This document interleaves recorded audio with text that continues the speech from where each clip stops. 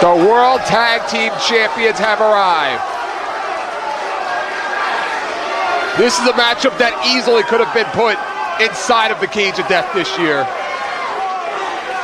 It's not quite certain as to when the hate started between the Blackout and Chris Hero and Claudio Castagnoli. Some will point to when Robbie Marino promised Chris Hero a title shot for doing his dirty work earlier this year. Chris Hero presumed that it was a title shot at Ruckus, but actually it was an Iron Man title shot. Some say it was when Chris Hero injured Blackjack Marciano, the childhood best friend of Eddie Kingston.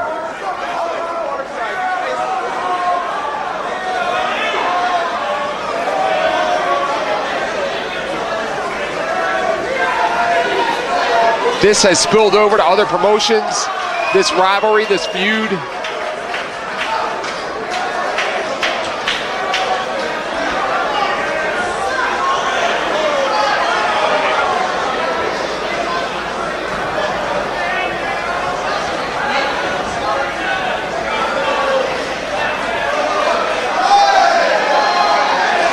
I don't think they have any idea that they're in for a war, but they do now. Eddie Kingston all over Chris Hero. Remember, Chris Hero defeated Eddie Kingston last month in a last man standing matchup after 3 low blows. The Booty Man all over Chris Hero. Chris Hero is 0-2 at Cage of Death, which includes losing the Iron Man Championship last year. And nobody will forget his stellar performance at the Cage of Death 4. Sabian also 0-2 at Cage of Death. Eddie Kingston 0-1. Somebody is going to come out of here tonight winning at one point in a Cage of Death meeting tonight.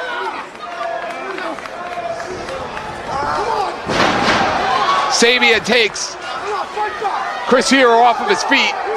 Eddie Kingston all over Claudio Castagnoli. Castagnoli nails one of those Swiss uppercuts. Sabian up, moonsault block. Not enough. And this will really surprise me if this one stays in the ring for more than a few minutes. Sabian hits the ropes. Oh, what an uppercut. What an uppercut out of Castagnoli. Castagnoli, who has had quite a stellar year here in Combat Zone Wrestling. Big slam. And will the Cage of Death pattern continue for Chris Hero, who had a very impressive year in 2004, but it all came crashing down at the Cage of Death when he lost the Iron Man Championship to B-Boy.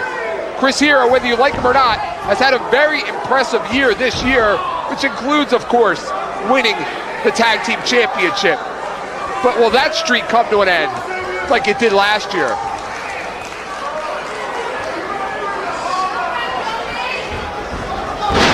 Hero plants Sabian, rolls through at a twist.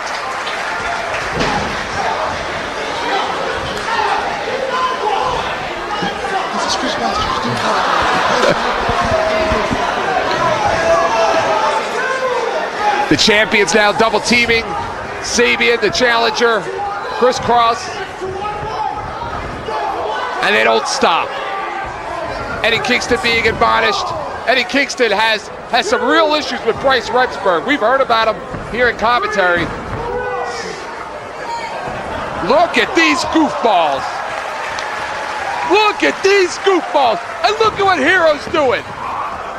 Mocking Eddie Kingston. Eddie Kingston, his mind's not all there right now.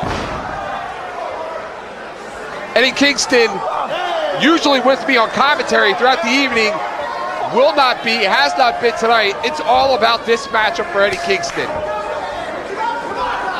You noticed Robbie Marino, Ruckus, Sabian coming out here with the girls, the whores. Eddie Kingston kept his distance. The hose.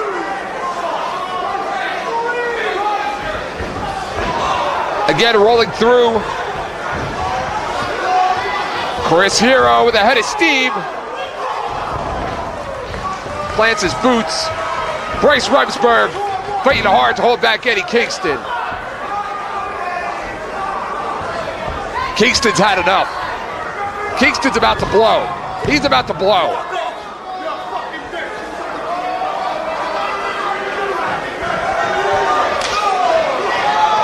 Kingston would love for nothing more than to embarrass Chris Hero with the ass kicking of a lifetime here at the Cage of Death. Chris Hero has up Sabian. Look at that, a rolling heel-o. Double kick. Almost like a reverse Gory Guerrero special there out of Chris Hero. Speaking of Gory Guerrero, there's a camel clutch invented by Gory, the late great.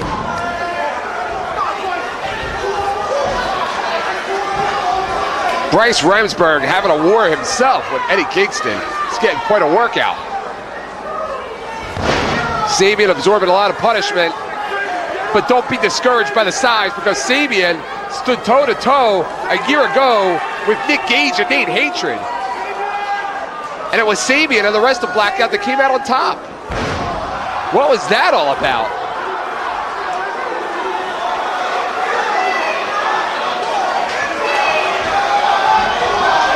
Somebody's been drinking too much tea. And it was all part of the plan. It was a setup. You knew he couldn't be that clumsy. Delayed vertical suplex. A tag in to Chris Hero. Hero and Claudio, they've had their problems over the year. They have. But tonight, things seem to be okay for them. Chris Hero having words with Eddie Kingston.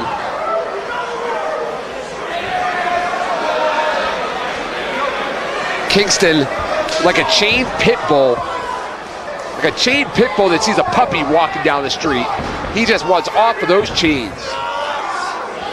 And Hero now just rubbing his forearm, embarrassing Sabian. Adding insult to injury. Back elbow out of Chris Hero.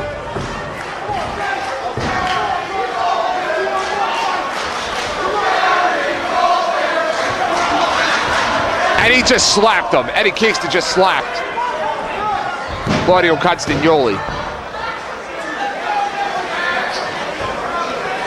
Castagnoli needs to follow through and stop goofing around.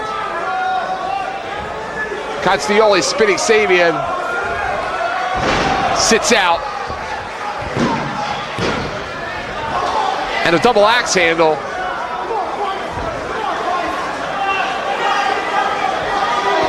Kick. Double axe handle again out of Castagnoli, who may be pound for pound the best physically conditioned of anybody here in Combat Zone Wrestling. Including, believe it or not, myself.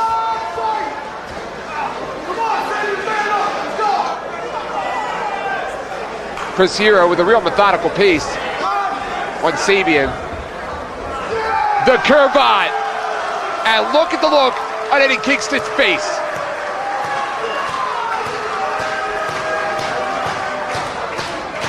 Hero has the cravat on Sabian in the center of the ring.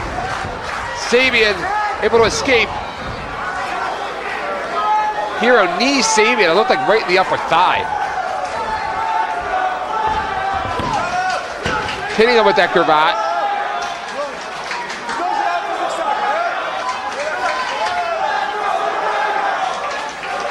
Chris Hero stitching in that cravat. Waiting in the wings, coming up next, Chris Sabin and Kevin Steen. That should be a great one.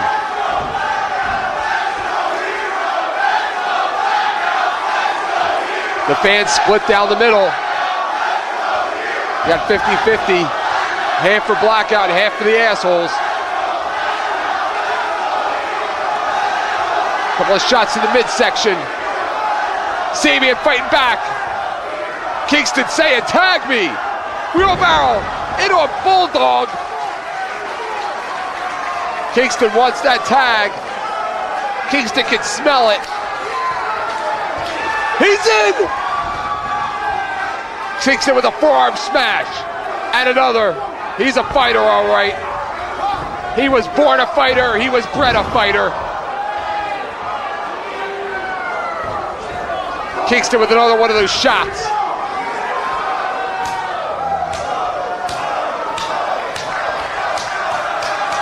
Oh, and he is going to town on Double C.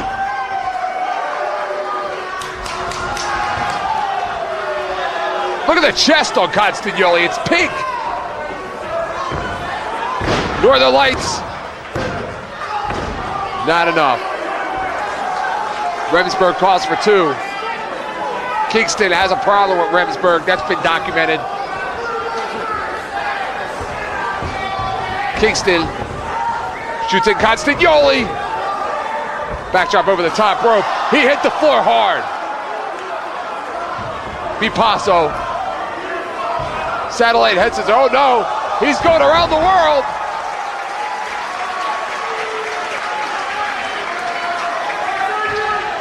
Sabian, to Pink and Hilo.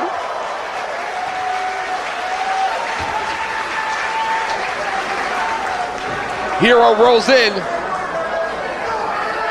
Hero measuring things. Hero can't fly. He is a lot more agile than he lets on. He can fly with the best of them. Hero going up.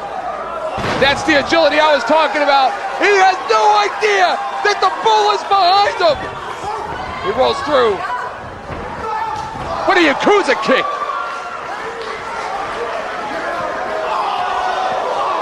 And King finally has what he came to the cage of death for. And that is one-on-one with Chris Hero on the floor.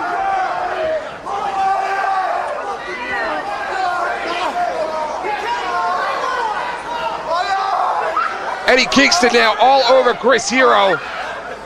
There comes a point where there is so much buildup and so much anticipation and animosity that at the moment that Kingston has Hero, he's not even quite sure what to do. He's been waiting for this moment for so long. He finally has it, and he's just overwhelmed. Oh, what a headbutt. Oh, what a headbutt again. It's a barroom brawl out there. Constagnoli taking a bow. Kingston rolls Hero in. Hero crawling around on all fours. Constagnoli with the switch. What a big uppercut. And a forearm. Down on one knee is Constagnoli, but he's back up. Forearm again.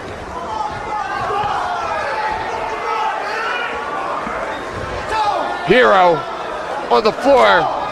Kingston now with those back punches, those back fists. Backdrop driver!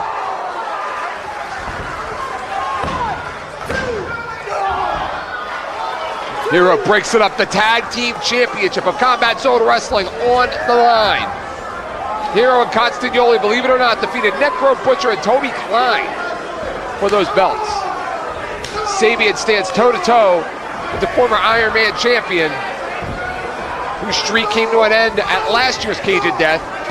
Chris Hero, who has never won at a Cage of Death.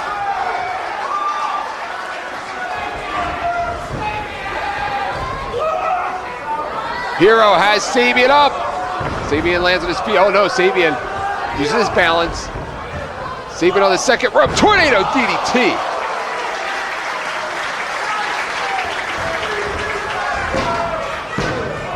Constagnoli breaks up the pin. What an event this has turned out to be tonight. Constagnoli has him up for that arm and hammer. The arm and hammer. That's got to be it. And it would have been had Eddie Kingston not broke up the pin.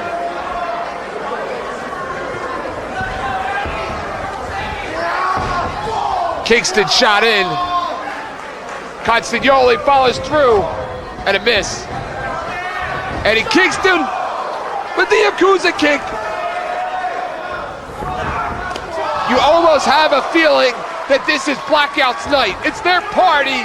Is it going to be their night?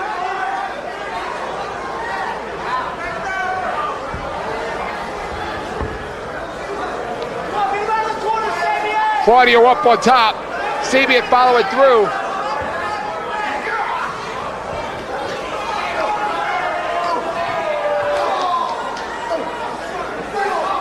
Constagnoli now has up Sabian. He loses. He's losing him. Oh, wait a minute. Constagnoli with a shot. He may be setting him up for a Ricola bomb. Where's he going? Oh, you gotta be kidding me! They think this is some kind of a joke? Kingston, the German suplex. Kingston can feel it. He's got the adrenaline going.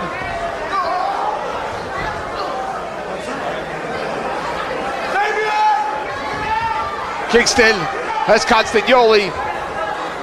Slam into the middle of the ring. Sabian's up.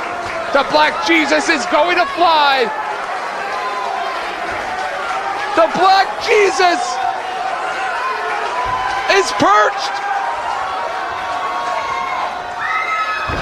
He flew. The Black Jesus stuff. We got new. What?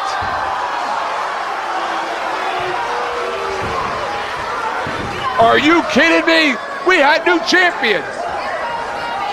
Look at Hero running like a girl. Kingston stalking Chris Hero. Chris Hero now caught in the middle. He's caught in the wrong side of town. He's taking off the elbow pad. He's gonna almost double knocker. Down goes Sabian. Oh, he'll hit Remsburg. That won't stop him. Hero using Bryce Remsburg. Willing or unwillingly, that's the question. A roaring uppercut. Hero's welcome. Oh, you gotta be kidding.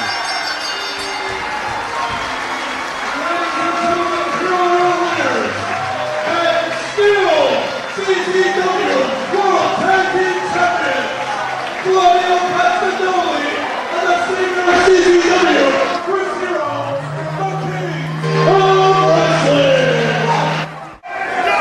Ladies and gentlemen, this is a three-way elimination match sanctioned by Combat Zone Wrestling, officiated by Bryce Remsburg, and is for the CZW World Heavyweight Championship.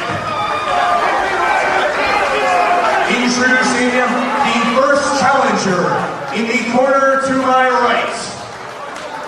He hails from Yonkers, New York, and weighs in tonight at 217 pounds. This is the Ultraviolence All-Star, Justice Payne.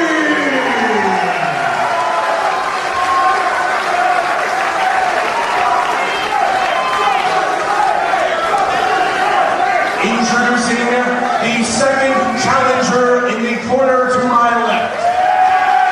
He weighs in tonight at 221 pounds and hails from Metropolis. This is the savior of CZW, Chris Hero.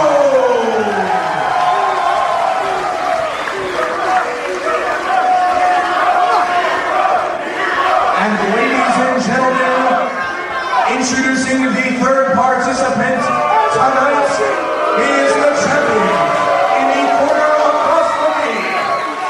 He hails from the home of the brave in Yonkers, New York, and weighs in tonight at 245 pounds.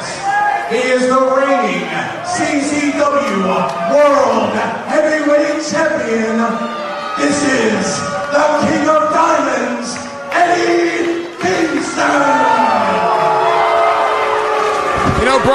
they say that while getting to the Super Bowl or to a championship in any sport is very difficult, what's even harder about that is getting back. And for a guy like Justice Payne, who walked out of here, walked down the aisle tonight with a big smile on his face, because for the first time since Cage of Death 4, he is part of a World Heavyweight Championship match at the biggest event of the year. He is one half of the innovation of the Cage of Death. Cage of Death number 1, Justice Payne and Lobo. Cage of Death number 2, Justice Payne won his first CZW World Heavyweight Championship matchup. But tonight, Brian, may be the last opportunity he will ever get at a World Heavyweight Championship if he comes up short. I'll tell you what, Eric, there is no stranger to pressure. Justice Payne is no stranger to main events, and Justice Payne is definitely no stranger to the CZW World Heavyweight Championship. And when the deck is stacked, nobody rises to the occasion any better than the Ultraviolet All-Star, Justice Payne. He is a 3-time CZW World Champion, 4-2 at Cage of Deaths, has wrestled in 3 CZW World title situations at Cage of Deaths. But Brian, you have to ask yourself, if you're Justice Payne, has the new breed of CZW athlete passed you by, or have you just not gotten the opportunities that you think you rightfully deserve? I'll tell you what, I've never seen anybody bring speed, power, and technique, all 3 together, like Justice Payne does in my entire tenure here in CZW. And Chris Hero, Eddie Kingston tonight are going to find out why the veteran Ultraviolet All-Star has been the world champion so many times, a pioneer in this company, and a perennial main eventer. I gotta tell you something, you're looking at 3 levels of Combat Zone. You're looking at the originator, the original ace, the original franchise player of Combat Zone Wrestling, Justice Payne. You're looking at Chris Hero, who kind of took CZW to a different level in his own right as the savior. And then Eddie Kingston, who has turned into the CZW World Heavyweight Champion. He brings that strong fighting style that is new to CZW over the last year, 2 years. He is dominant with that style. Which style will prevail tonight, Brian? Well, not only the style, Eric, another big factor. This is going to have to win 2 falls to walk away with the gold. Kingston already has the advantage. He is the champion, playing it smart on the floor, letting Hero and Payne go at it. And then, and only then, after one of these guys is gone, will it be left with Kingston. We're going to have to win twice tonight. It gives Kingston an advantage, Brian, because unlike other 3-way dances in title situations, Kingston does have to theoretically be pinned tonight for him to lose his title. You've seen many 3-way dances, especially here at CZW, where the champion is not pinned, yet loses his championship. Tonight is going to separate the men from the boys, Eric. One of these guys is going to have to knock off a contender and then still have enough gas left in the tank to put the champion away to walk out with the gold. How do you see this one, Eric? You've been in this business a long time. Who's your pick tonight? I got to tell you something, Brian. I wasn't here last month, but I heard that Eddie Kingston and Justice Payne tore the roof off of this place. If Justice Payne is smart and sticks to his game and lets Kingston and Hero wear themselves out and let their feud, let their disagreements get the best of them, he could come out victorious. But Brian, I'm going to go out on a limb here, and I'm going to say my former broadcast partner, Eddie Kingston, the man whose job you theoretically replaced, I see him victorious tonight. I see him as a new breed of athlete, a new breed of fighter, a new breed of champion. And I see him doing great things for Combat Zone Wrestling and that world title, as much of a scumbag as he is in 2007. Well, I'll tell you what, Kingston has definitely been a pioneer here. Pioneer of style.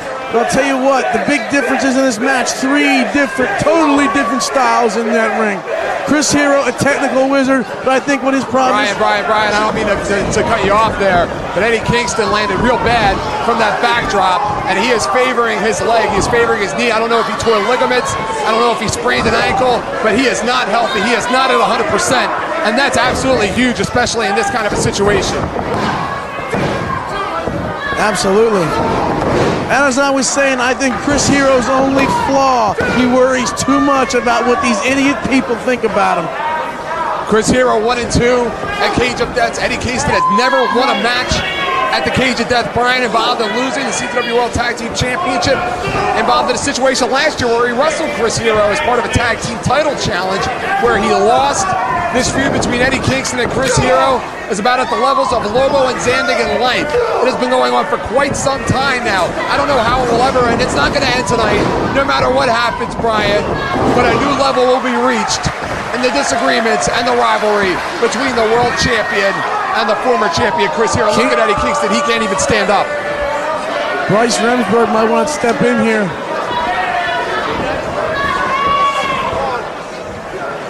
I don't know. This is definitely not the way we want to see a champion's reign end, is by forfeit or having a match stop. No, he landed bad. He landed badly on that backdrop. And people don't understand, Brian, how dangerous it is to be a professional wrestler, whether you're in the opening match or the main event. Something as simple as a backdrop could end your career. Absolutely, absolutely. And Kingston, he can't even stand up. Well, you know what? If this was Atlanta 78, Hero would have been disqualified. Thankfully, it's not Atlanta in 78. And the over-the-top rule does not apply here in CZW. And look at Chris Hero showing no mercy whatsoever for the World Heavyweight Champion. What a mean streak Chris Hero has. And Brian, let me assure you that this isn't some kind of show they're putting on. These two guys do not like each other one bit. And you're talking about a man in Eddie Kingston, Brian, who's a striker. He's a strong style wrestler. He's a striker. He's a kicker. He's a puncher. He needs to put weight on his feet to be victorious. I'll tell you what he's a champion just staying in there, Eric. An injury like that, a lot of guys would have hauled ass to the back already and let the other two duke it out. But Kingston's in there. He's a champion. He's fighting like a champion. Now, I wasn't here last month, but from what I understand, Brian, Justice Payne and Eddie Kingston tore the house down. Absolutely. Kingston proved that he is a main eventer. He kept that and walked away with that championship. And now, I don't know here. Bryce Remsburg taking a look. I've been in this situation myself now. I don't know what to make of this. Justice Payne right now is a little confused. And if Eddie Kingston is playing possum, this is the greatest game of possum that I've ever seen been played. I don't know. Wow. Is that a tap out? I guess Eddie Kingston is tapped out. Eddie Kingston, via submission, has been eliminated. Well, Brian, one thing is guaranteed. We are going to see a brand new champion tonight. I'll tell you what, I'm glad everybody got to see that. That just shows you how dangerous this business is. Even these guys, as skilled as they are, an injury can happen just like that. And a champion's title was just lost that quick and that easy. And it also shows you the side of Justice Payne that we have seen very often, especially in tag team competition with his brother, where he will go after an injured man. The Chameleon lands on the floor.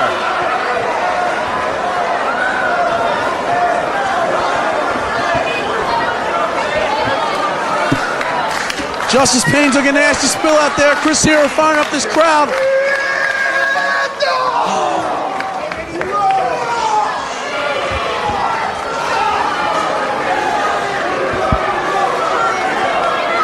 We may see Justice Payne be injured here and not be able to continue.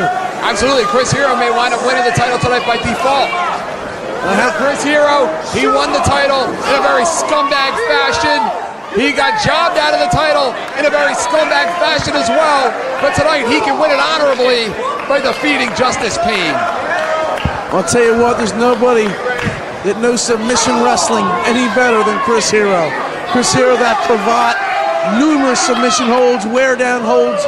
He is not the man to be injured going into the ring against. But Justice Payne is a powerhouse. Justice Payne will and can out-power Chris Hero. Justice Payne will and can out-brawl Chris Hero. Justice Payne in CZW has been involved in more big money matches than Chris Hero. He's been in more cage of death matches than Chris Hero. I gotta tell you, Brian, my money's on Justice Payne. I'll tell you what, Justice Payne, the reputation speaks for itself, but I think he's got something to prove tonight. Tonight, he can shut down the biggest star to come out of this company in a long time, Chris Hero, and walk away CZW World Champion one more time, all in one match. Absolutely, Chris Hero, a former World Heavyweight Champion, a former Tag Team Champion, a former Iron Man Champion.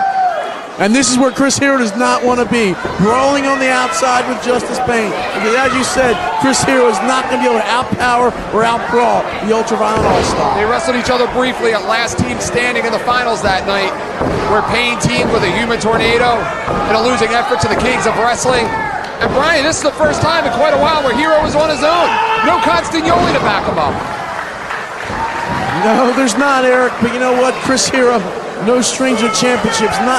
Not so much maybe in this company as much as Justice Pain, but around the world, across the country, Chris Hero has been championship caliber everywhere else he's gone. But tonight, Cage of Death, the event on the calendar, and there's not a bigger time player in the ring to be with than the Ultraviolent All-Star Justice Pain. This match could go either way. It's going to come down to who wants it more. And these are two generations of Combat Zone wrestling, Brian, going head-to-head. Justice Pain, here again, Chris Hero trying to brawl. It's a mistake. He's not going to be able to throw leather with Justice Pain. He needs to stick to wrestling, just like Drake Younger did earlier tonight. Wrestling proved over the brawler in the Necro Butcher. His leg. And you're looking at a guy in Justice Pain, Brian, who turned away many great challengers during his illustrious title reign. I mean, the list of them: Lobo, Zandig, Whitebeater, Jerry Lynn, CM Punk, Nick Gage, Ruckus. He beat them all. The list goes on and on. Good power slam by Hero. Hero again grandstanding too much. He needs to go for the kill. Well, Brian, this is personal here. You know, Justice Pain privately has talked among some of us here that he's very upset in some ways with the direction that CZW has gone over the last several years. That part of the impetus for his return. Well, he's got his chance to shut down the... Oh. Man, that could be it right there. Justice Pain showing why, the veteran champion. Chris Hero's put many people away with that maneuver right there. Well, Brian, you know, it's one thing to walk into a situation like this for the first time in your career. You're overwhelmed, you're at a loss, but Justice Pain, he has been in many of these big matches. Chris Hero has been in many of these big matches. Chris Hero has probably won more tournaments around the country over the last several years than anybody. Absolutely, and they're wow, well, you can see it right here. Death Valley Driver. Chris Hero showing what he's made of. He got the shoulder up. And that's the power right there I talked about that Justice Pain needs to use to his advantage. Double underhook DDT.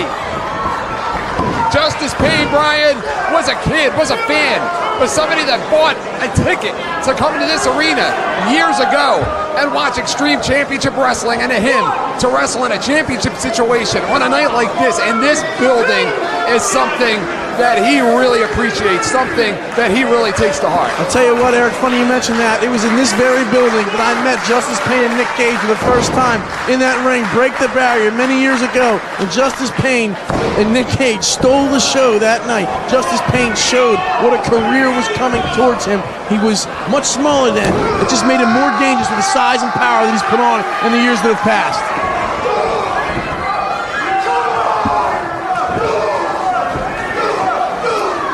And again, Eric, as you saw, the DDT, the DVD, the Death Valley Driver, all built to what? The Pain Thriller, which can come at any time, and the lights will go out. Absolutely. And Chris Hero, from what I understand, Brian, actually cost Justice Pain the CZW World Heavyweight Championship last month. There's definitely a personal war in here added to the CZW Heavyweight Championship that hangs in the balance. Eddie Kingston, you want this motherfucker? I gotta tell you, Brian, this is one of those matches I got a feeling that everybody in the locker room's watching right now. Well, everybody in this arena is glued to their seat. We don't see anybody in the concession stands. There's nobody in the bathroom. Everybody wants to see. We already know we're going to see a new world champion. And it's going to be the Chris Hero or Justice Pain. I gotta tell you something, Brian. You know, as good as this card is from top to bottom, this is the match that I really wanted to see tonight. And yes, still to come, Eric, the Cage of Death.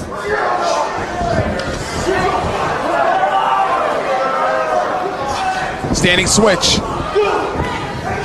Pain, here it is! Pain Thriller! It dumped him! Is he gonna do it? He did it! Ladies and gentlemen,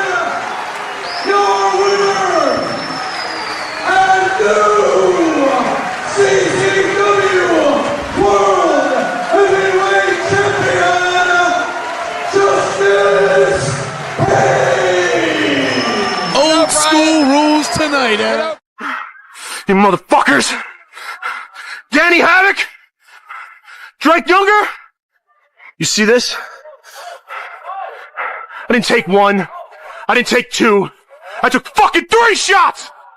See this? Fucking scarred for life!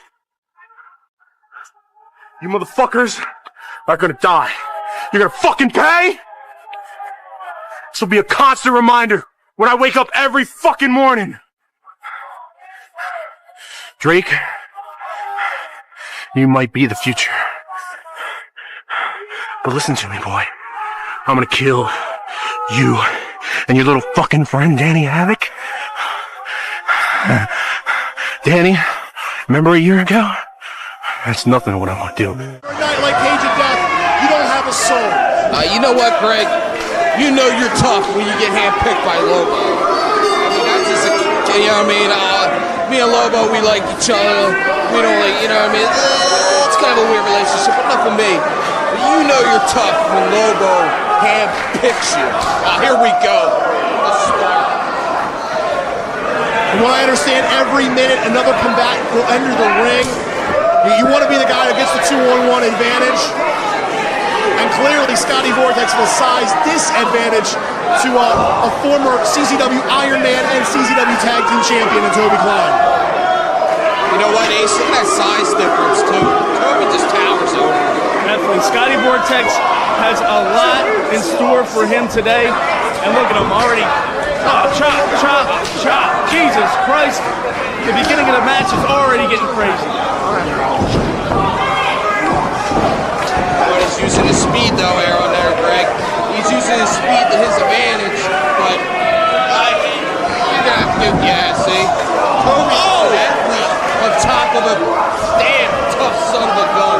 Definitely. You got to watch out for his kicks. You got to watch out for everything that Toby Klein has to offer. Nice drop kick there to the top of the head. Fellas, as far as Cage of Death is concerned, each one is different. I really can't give them. You just gotta stay in there, be tough in your mind, tough in your body, just run away. And who we got now, Greg?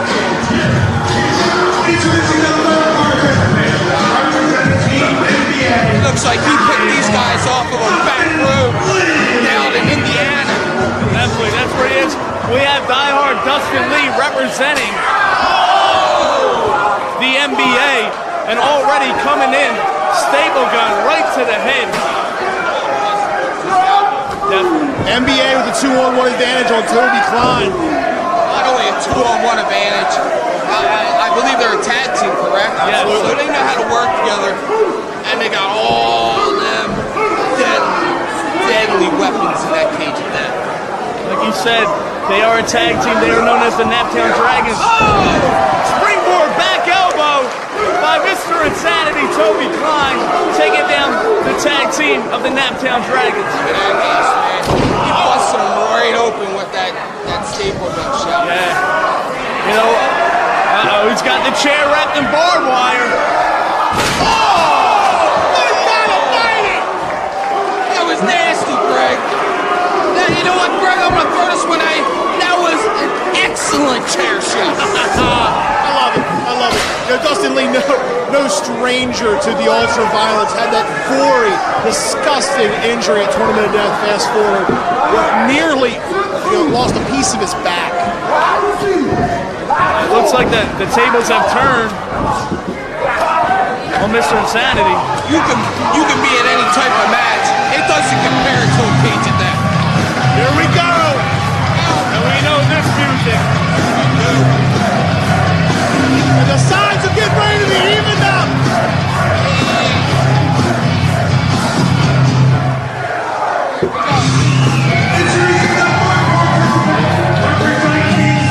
I like this guy's spirit, and he's on a roll. Oh! Exploder into the carpet strips. Oh my God! Already coming in with a ball of fire. There's only one problem with this guy, is that, how can I put this, brain damage since he's coming CZW is just taking over. And he's my pick for tonight. Brain damage, his team getting that victory in the match, or he wasn't there. Holy crap! Oh, let me shut up now. Drake Younger has a bone to pick with these Naptown Dragons every month.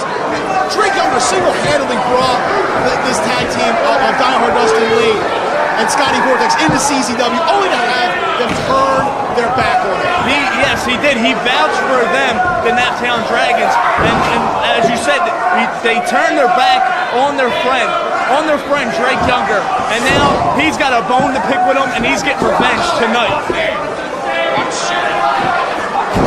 What I was saying is that if Brain Damage wasn't on a roller in this match, Drake Younger would be my pick. That's my pick. He's been on a roll. He's been demolishing. And here comes the Mastodon, Go Lariat. We're going to see DJ Hyde in the cage. I hate this dude. I think everyone hates him, Greg.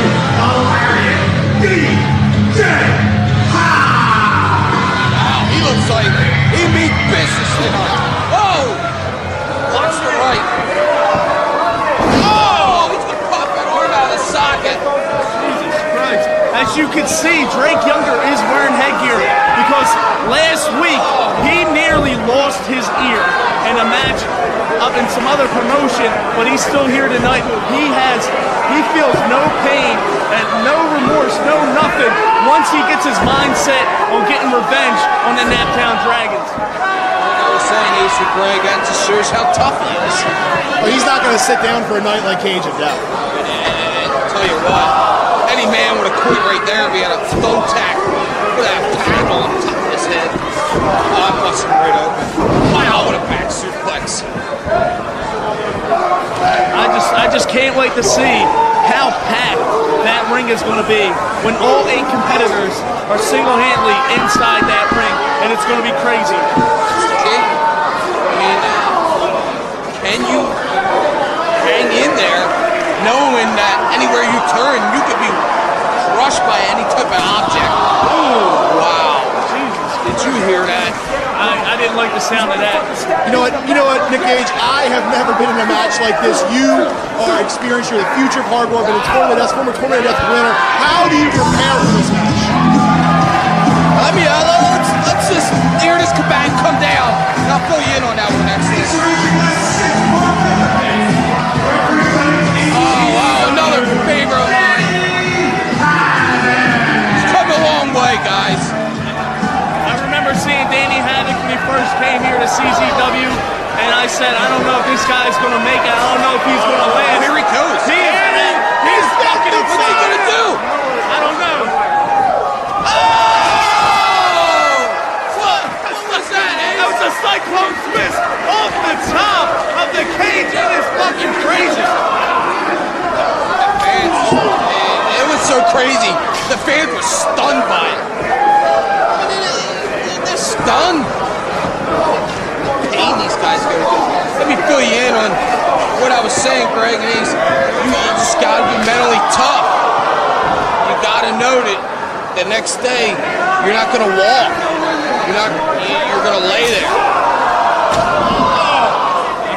I mean, maybe 2, 3, maybe you're going to go to the hospital. But This is possibly a career-ending match when you enter here. you know what? Sorry to cut you off on that one, Ace. But these guys just flat out don't like each other. There's a lot on the line here. Months, a year of frustration between these two teams. And here it is, Cage of Death, the pinnacle. You know what? I'm curious to see if Logan's going to get hit. All them guys in the ring, there ain't going to be too much place where the ref can make a pinfall or ask for a submission. He's already running around like a chicken with his head cut off. Here's your pick, Nick Gage. And he is. I faced him in one of the Tournament of Death rounds. He's a tough son of a bitch with a mean-ass punch. Right now, he's taking out Billy Graham. He took out Billy Graham. I don't see Billy getting up for a while. If he knows what's good for him, he wouldn't. They're making their way up to that scaffold. Oh, man. scares the shit out of me. He's in great shape, too. Yeah, yes, he is. After months of watching him, nothing hurts this man. He just keeps coming at you. Toby Klein and diehard Dustin Lee making their way up to the scaffold, and when you see two people, oh man, crotchel right there. When you see two people that are sick, deranged individuals on top of a scaffold, it's not a good thing. I've been gone for about 6 months, and all I kept hearing is how brain damage is running through CZW. And and run through CZW, guys, you know you gotta be tough. You know what runs through CZW. Let's just face it. This is one of the toughest promotions in the world. Not in this country, in the world. That's right. They couldn't even handle us in Japan or Italy. Lots of shoot. No, that's real. Like you said, brain damage ran through CZW hopefuls. Uh-oh, Toby's up there. Look at him. What's he gonna do? Oh, he dropped the double axe handle. Watch out, Drake. Oh, Drake. Oh! I'll tell you what, guys. Oh, wait a minute. Let's hear a crowd pop on this one.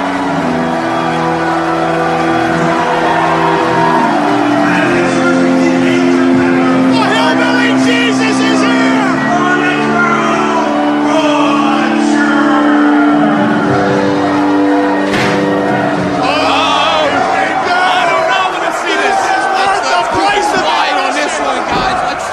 Hear the punches.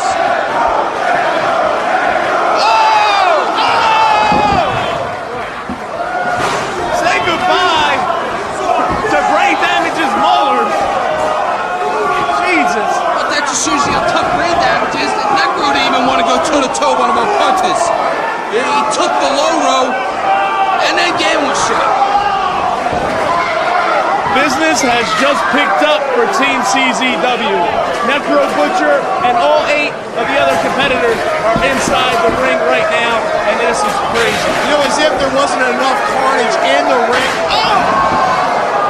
They're adding more steel chairs.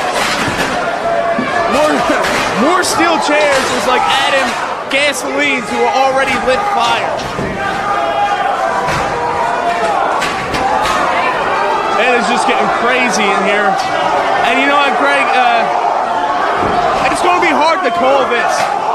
This is going to take all of our abilities to make sense of what's going on inside that cage.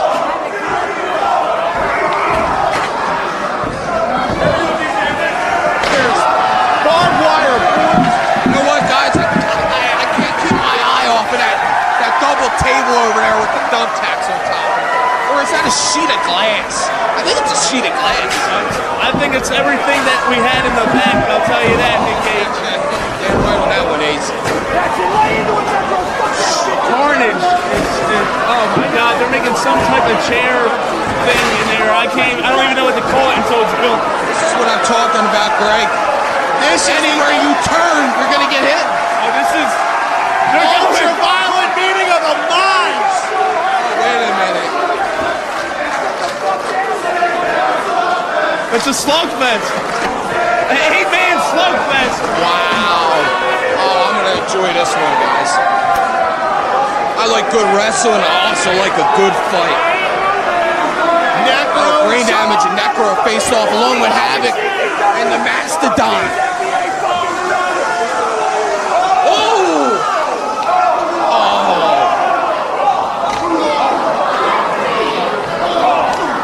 Oh, did you hear Necro's right? Ooh, Necro. Oh, Drake's getting...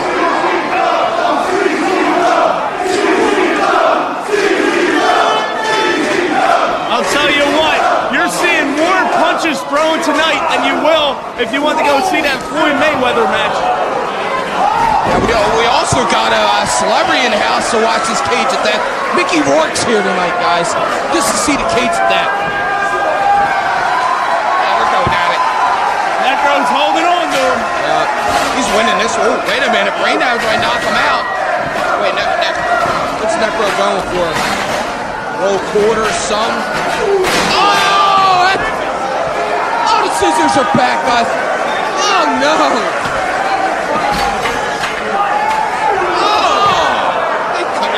open. Hey man, Pondo hit me with scissors. It cut me right open, Greg. Right open, right away. Jeez. Oh my God, he's carving him like a turkey. God. Oh yeah. I don't know what to say on that one, guys. He's slicing him up his back. Those aren't safety scissors. They're not kid scissors either. He's going to try to cut his finger off.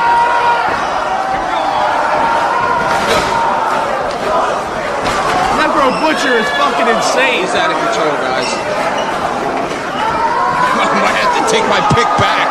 His brain damage is getting some brain damage to him right now. No pun intended. Oh man, he's in trouble. He's gushing. Let's go Drake Younger.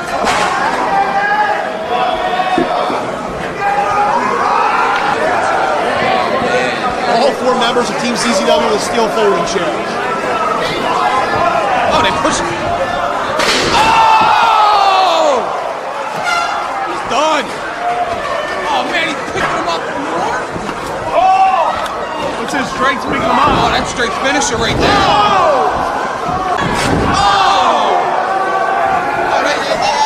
They fed him out to the shorts, pretty much.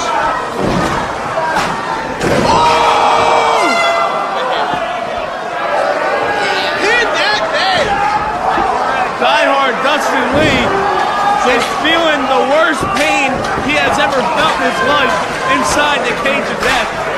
So the rules are first pin, first submission wins the bout, correct? I believe that's it. Elimination. Oh, it is elimination, It is right? elimination. Whoever touches the floor is eliminated. Last man standing in the ring is the winner. It looks like Dustin Lee's been eliminated. Diehard Dustin Lee has been eliminated. You know what? He shouldn't even feel sorry for himself. He just took a punishment. I don't think any man could. Oh my God! He's a low as lost. Standing with a shoe. Oh my God! I'm glad I'm not him right now. The fans are stunned.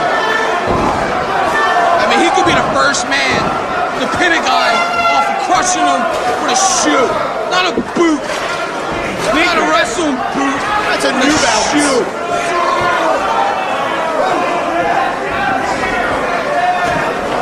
Oh, that's the cacti. Cacti. Cactus, whatever you want to call it. Oh, he went for a sunset flip. He's just so drained that he couldn't even get over on it. Larry Dustin Lee's back. What's he doing in there? Wow! Kobe Klein, first one to be eliminated from Team Season. Cody Klein has been eliminated. What? I completely missed it. I believe Diehard Dustin Lee ran back in the ring after being eliminated and kicked Toby Klein in his face. You know what? There's so much action going on, guys, that what happened is he was on his way out of the ring and he's seen his partner about to get pinned. Kicked his face off. Right. Oh, man, you're crying. That's a grown man right there. They're not supposed to make them sounds, guys. Hey, when you're in pain and agony, I don't care what sounds you make, because it's gonna sound like shit. I'll tell you that. Did you notice that Necro Butcher is now barefooted? That's the way he likes it, man. I don't know. There's glass, there's thumbtacks, there's tables, there's carpet tack strips. Right, you're gonna be here all night naming everything in that ring. Let's just say that thing is full of stuff that can get your foot and cut your foot up and maybe cut a tendon or something. If there's a match, you might have to get it amputated, man. Notice that crutch doesn't even have the middle part taken out like usual wrestling companies. Oh, we felt that one, y'all. Tell you what, who's the other partner for you? Right here, rolling him up. What? What? Necro Butcher has just been eliminated. What's that guy's name that pinned him? I'm sorry to forget his name. That's Scotty Vortex. A long time since I've been back. Scotty Vortex has just upsetted the people's pick. Necro's man, he's beating up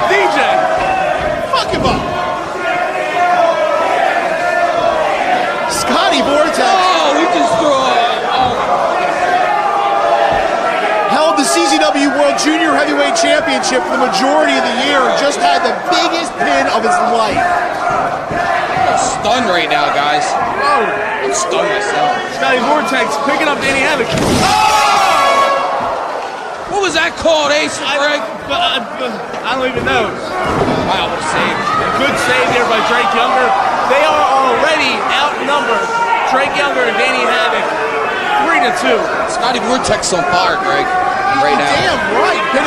He just pinned, a former CZW Tag Team Champions collectively. Yeah, that's right. Both Toby and Necro were pinned by Scotty Vortex. How about that? You know what I'll say? I don't mean to get off the match, but I'm just looking around. It's jam-packed in here tonight. I love it. They're on their feet, too. They are on their feet.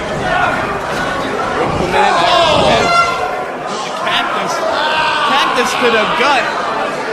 You can't even slide out of the ring and try to take a moment. I mean, they're all over you. You're caged in like an animal. Look at Danny Havoc, man. Look at his eyes. He's savage. When you're caged in like that, your primal instincts take over, and it's either survive or die. That's the plain and simple. Survive or die. You hit her right on the button on that one. It's a piece of shit.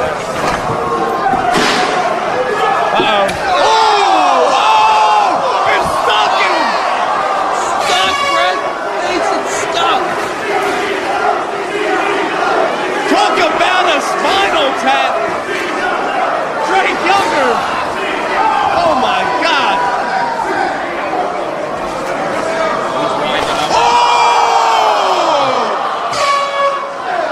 Wow. It didn't break. It didn't break. That's the crazy thing. Did you hear that chop? That's why his hand didn't go through his chest. That'll stop your heartbeat. That's a good call, Greg. That could stop your heart. I don't like this. Scotty Vortex is going up top to the scaffold. Danny Havoc is on a table. Put two and two together, it's not good. You know what, Ace? He's been a snake in this match. He's been moving around, hitting moves here and here, and he's about to do it again. Scotty Vortex is on fire right now. No pun intended, he's not on fire because this is Cage of Death. But he's on a roll. Is he going to do the double knee drop that he does? What? Just because the table don't break don't mean that move didn't hurt. Oh, Jesus Christ. It had to hurt. Scotty Vortex is holding his head, his knees back there. I'm surprised he didn't blow a knee out on that one. He didn't even try to get up yet. You never know. How much more can these guys take? You know what? I like how Billy Graham's out there talking trash when the cage is in between the guys. Tough guy right there, Ace. Yeah, you know what? I had the opportunity to call matches with him all night tonight, and you know what? He has been talking a lot about this match, what he's going to do. He hasn't done squat yet. Get hit over the head with something. I'm sorry to hear about you have to be with him all night calling a match, man. But now we have the privilege and the honor to sit next to you, Nick Cage. What are you doing right now? Oh! Shit. Oh! Yeah, Drake! He's not dead yet! Good person in and outside this ring. And I don't mind cheering for him. Oh, he's got a whole handful of glass. What's he gonna do with it? Oh! He's putting his mouth! Did you see that, Greg and Ace? He just put a whole handful of glass in his mouth and gave him a big forearm. Look at the scissors in his hand now. Carnage in the ring right now. Danny Havoc, I'm surprised he's not cutting the squares outside the ring after what DJ did to him. I've said it all year long about Danny Havoc. I don't think I've ever met any man with more heart than he has. Wow, Havoc getting a big pop from the fans, huh? You know what I fear? Right now it's quiet in the ring, and that's a bad thing. When it's quiet, that means somebody's either building something. Oh, man. Nice belly to back there by Drake Younger. That's how you wear the Mastodon down. You work on his back and his legs. He's not going to be able to use his power when you do that. And have you noticed that all the seats are full and people are standing now? This is how big each year Cage of Death is. Oh, no. Havoc is bringing Vortex up to that scaffold deck. You know what? It might be scary being up top there, but it's even scarier outside. No! There is no way! Oh, he blocked it. He's blocking it. He blocked there by Havoc. Oh, he's blocked it. Oh, no. Oh, no. Oh, shit. Jesus H. Christ! Wow! I'm a huge fan of this match.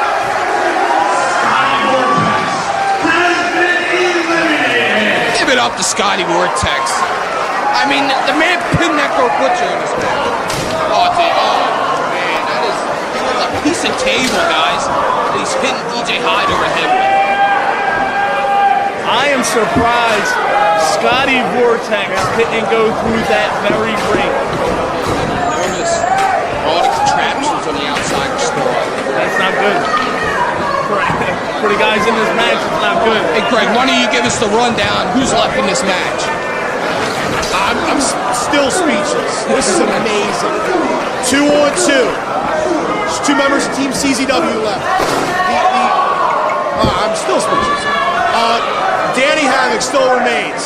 Of course, Drake Younger, who just did a big front flip on brain damage, and DJ Hyde still in this. Size advantage still sticks with Team NBA. So who do we got, Greg? We got who's Team CZW left? Danny Havoc and Drake Younger. All right, now, but how about the versus Brain damage and DJ Hyde. We're 2 to have. Your pick is still in there, Nick Gage.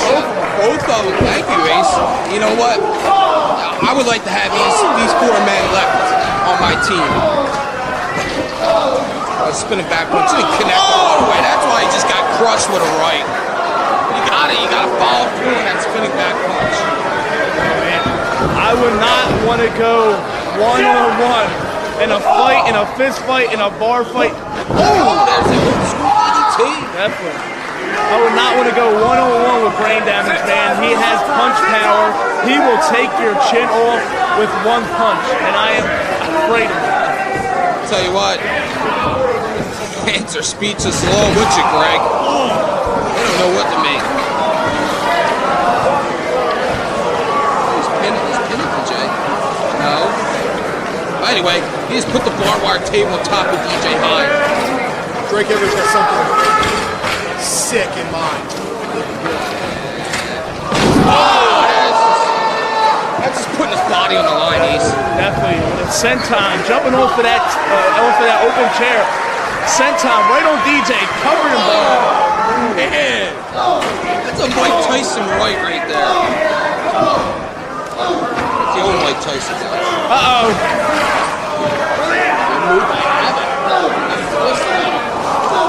They're just teaming up on him. Uh-oh. Drake's got twist ties.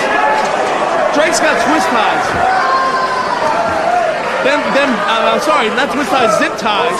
Them things can hold the elephant's legs together. Anytime soon, he has just collapsed in the corner. Did you hear that? Oh, Danny Havoc's getting a little payback. Tell you what, each match he builds confidence, guys. He learns so much being in this match. Learning from your mistakes, that's Danny Havoc's motto. It should be anyway.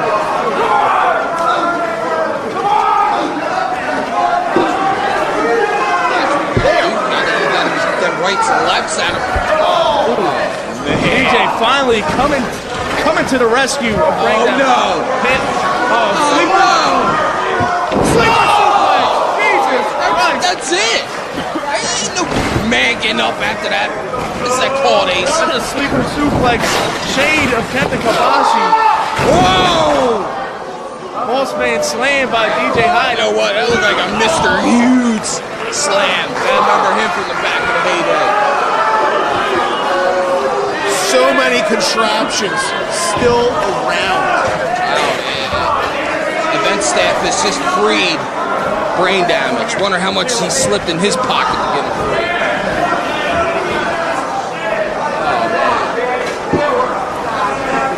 DJ's just taking control of this match right now, giving brain damage enough time to recuperate. Setting up Drake Younger in the trio woe.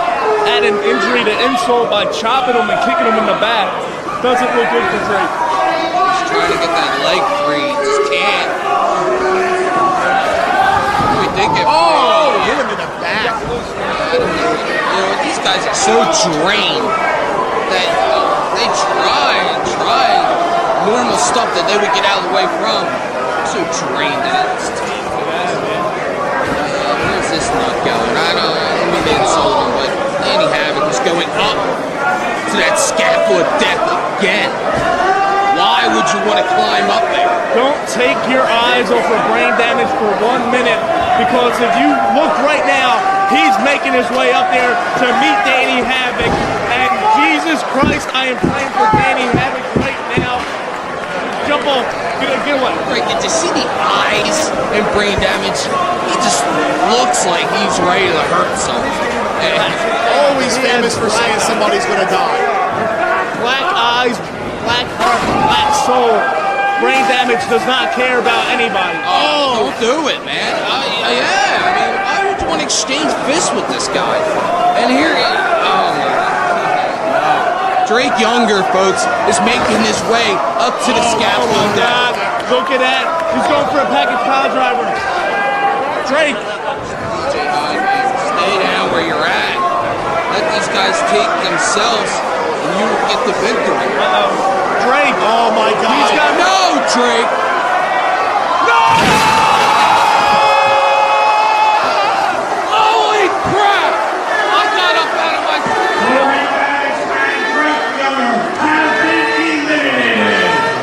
What in God's name was Drake thinking? I guess we're not gonna hear from you the rest of the night, Greg.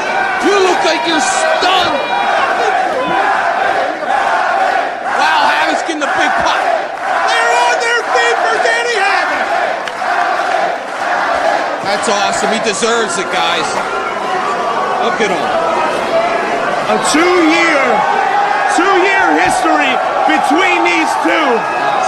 2 years of history between DJ Hyde and Danny Havoc, coming to a crossroad right now on top of the cage of death. Well put, Ace. Well put.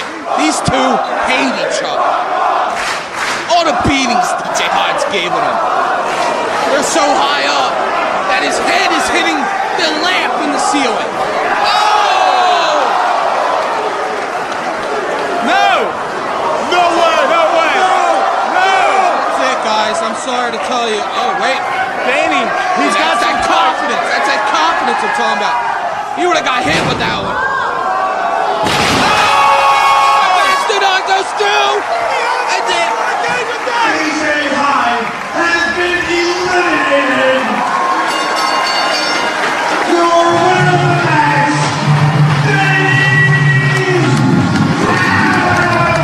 Give him a standing ovation, guys.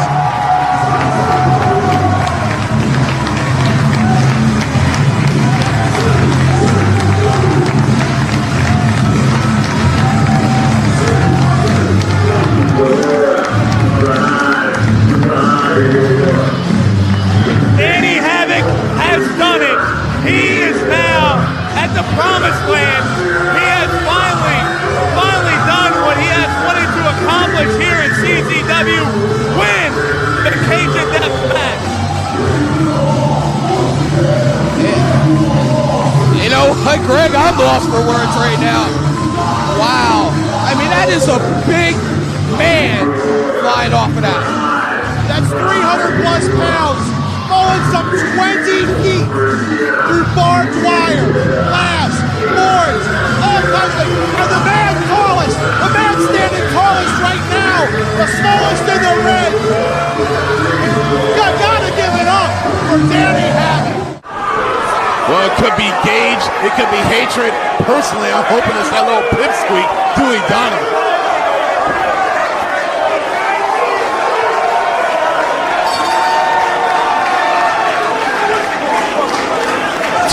most powerful, dominant groups in the history of CZW. But there's one thing that Blackout has going for them, Cradle. In the history of these two factions, there's never been a major victory by the Hate Club over Blackout. Exactly. And it's about time you recognize the fact that the Hate Club cannot defeat Blackout. Not on any stage, and certainly not on CZW's grandest stage. And again, you look at these two, you look at Hatred, you look at Gage, powerful apart, seemingly unbeatable together, but do Blackout have their number? Do they have that missing piece to the puzzle that nobody else can really figure out? This is our night. We rock it. And if he doesn't, you're not going to do it.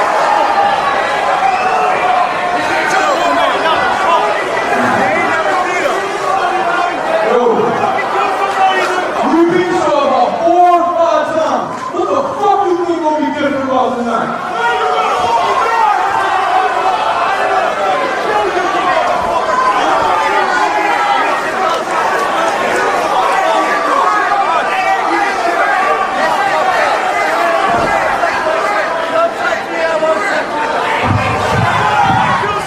You say Hate Club's gonna kill us. There ain't no way Hate Club killed Blackout and came to that.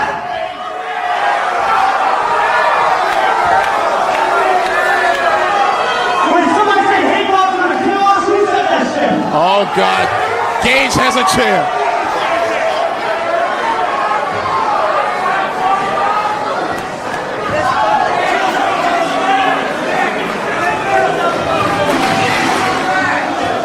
I don't think the Hate Club are in a talking mood at all. No. They're pissed off, but they realize they shouldn't even be in this fight. Why suffer a loss at the grandest stage of them all? Shouldn't even be in this fight after everything that's gone down between these two over the last couple of months. They have never defeated Blackout. What in the world makes you think things are going to change here tonight? And Hatred just broke the damn chair. You can do all you want to, but you got to win it in the ring. And that's something the Hate Club has not done over Blackout. And Blackout delaying this match as much as possible, it seems. They're not delaying it. It's mind games, Strauss, mind games. Trust me, it's not hard to outsmart Hatred and Gage. Yeah, but they better have more than mind games in their bag of tricks tonight, because look at the size differential. Look at the face. Look at the eyes of Nick Gage.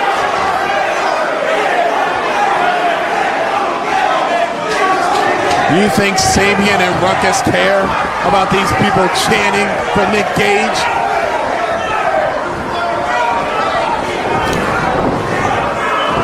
Collar and elbow. We'll see what happens here.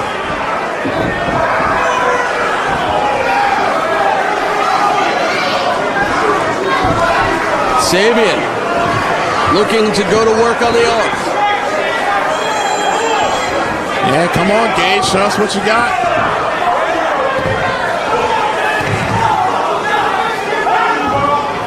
You know I hate Nick Gage. I also know the feeling is extremely mutual, so you should be very happy that he's distracted tonight. On top wrist lock, and it looks like Gage is going to try to out-wrestle Sabian. What did you just say? Side headlock applied. Sabian shoots him off. Hard shoulder tackle. Leapfrog by Sabian. Drop down by Gage. Oh! Caught him with that drop kick. He was going for a leapfrog and got caught in midair. And give props to Sabian, one of the hardest hitters, pound for pound at CZW. Truly a dangerous individual. Oh! Unloaded. One shot to the head nearly decapitated him, and Sabian smart enough to roll the hell out of the way. And I think that just pissed off Gage that much more. Just think about the emotional attachment to this event. The history, the Cage of Death, the biggest event of the year, 10 years in the making. It all leads up to tonight, and Nick Gage, such a big part of that decade of destruction.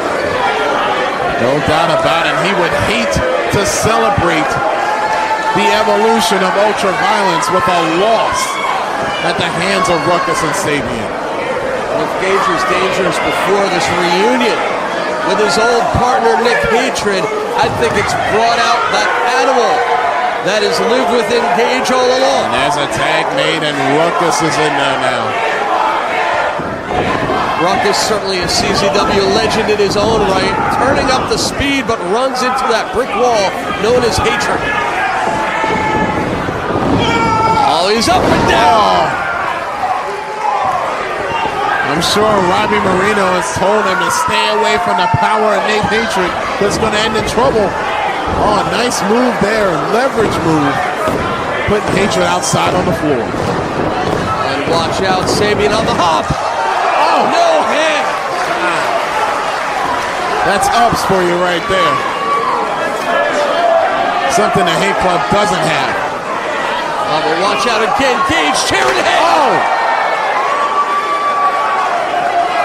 Oh. Some tag partners would say, all right, let's hold on a sec, see what's going to happen here. Not Nick Gage. Oh, watch out. Oh, Ruckus into the third row at ringside. And what a vicious chair shot from Nate Hatred right on Sabian on the floor. Cradle, this is what the Hate Club wanted all along. Oh, they didn't want a wrestling match. They wanted a fight. They're going right outside, right here from the parking lot. Good God, Ruckus face first into the door. The battle of former world champions has spilled outside the arena here. Meanwhile, what is Hatred doing at ringside? Hatred's taking every chair that ain't nailed down at this point. Meanwhile, if I'm Sabian, get the hell out of Dodge and go find out where Ruckus is. Donovan, an accomplice in this situation. That little pipsqueak.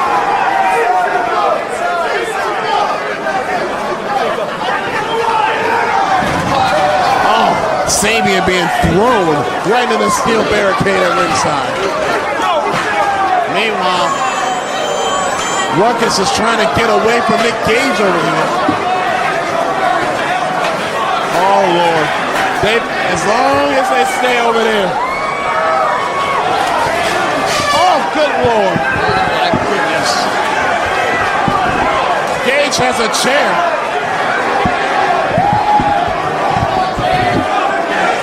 Oh, right in the back of Ruckus here.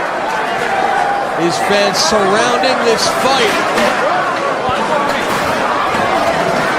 And now Ruckus getting back into the ringside area.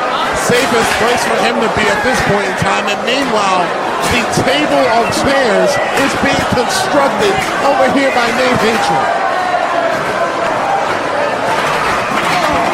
What does Hatred have in store? Where the hell is Sabian? Oh, there he is. Sabian coming out of nowhere to attack Hatred, maybe. Oh! Drop kick on the chair right in the face of Gage. Meanwhile, back in the ring, wow, Hatred with one arm just threw Sabian into the corner. And once again, folks, we're doing our best to get our cameras everywhere to capture all of this intense action as Hatred laying waste to Sabian in the ring.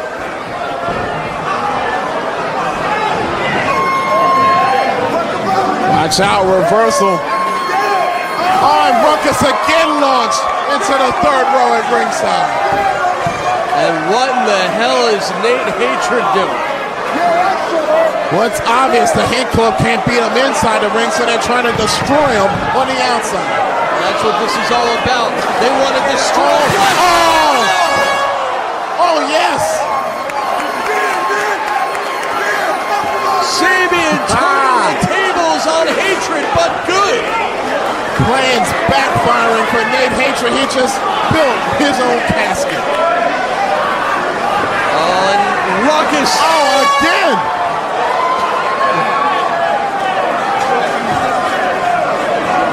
How many times is Ruckus going to get thrown in the third row at ringside? I think Gage now realizing he's fighting this battle by himself for the moment. Yeah, it's down to Gage and it's down to Sabian. Because Ruckus and Hatred have been taken out of this match. Both men are laying on the floor on opposite sides of the ring. Sabian in so much trouble just moments ago now finds himself the lone survivor, the man who can possibly take Blackout to victory. Pounding away now on Nick Gage. Sabian just blatantly choking him.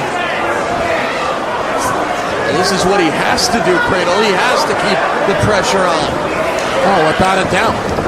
Keep that undefeated streak alive over the hate club. Ruckus back in the ring, and some double teaming perhaps. Down goes Gage. Oh, this is poetry in motion. There's nothing Dewey Donovan can do about it. Gage toughing it out, surviving for the moment. Maybe Dewey Donovan is the man to blame. I mean, he's the one that's trying to come up with a master plan on defeating Blackout, and Robin Marino and Chrissy Rivera keep outsmarting him. Well, that was then and this is now, but history just might be repeating itself as Sabian and Ruckus with an easy 2-on-1 situation. Hatred unbelievably at ringside, back to his feet. Vicious kick right in the gut of Nick Gage. As we're looking at the battle of the former CZW World Heavyweight Champions right here. So many men in competition tonight who help build the combat zone. With moves like that, Ruckus has etched his place in history, but not yet is he your winner. Battles that these two men have had, and some of them at this very event.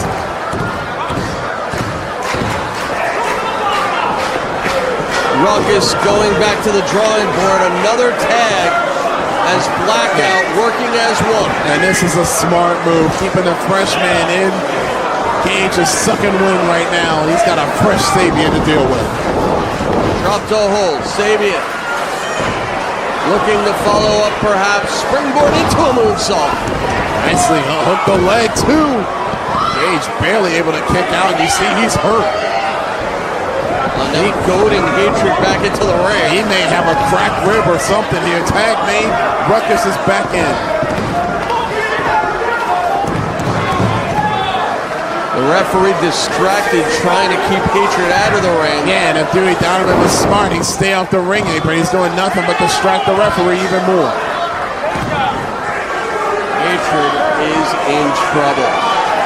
And another switch by Blackout, and tag. Phantom tag. They were close enough for a tag. If this was a video game, they let him in.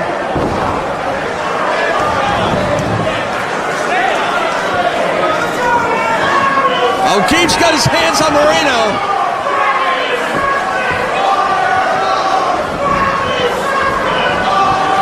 Gage is down, but you know he won't stop fighting, Cradle. Yeah, he doesn't know when to quit. That's his downfall. It gets him in trouble every single time. And it gets him in the loss column of Blackout, apparently. Hold on, Sabian is going straight. Oh, no. Ooh, almost got the choke break. What a counter by Sabian. Cross body. That was an ill-advised move. Fall-away slam, and Gage bought himself some time, space, opportunity. Gage needs to make a tag. Rolls through. He's got him again. Oh, no. Down. Oh. Choke breaker. But does he have enough to cover him? If he drapes an arm over him, he got him right here. He should go for the pin or he should go for the tag. I'm not sure Gage can do either one. He's stirring though.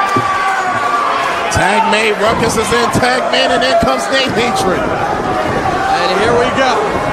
Hatred. We'll see how recovered he is after falling through those chairs. And he looks all fired up. Big back elbow, Ruckus is down now, slingshot in.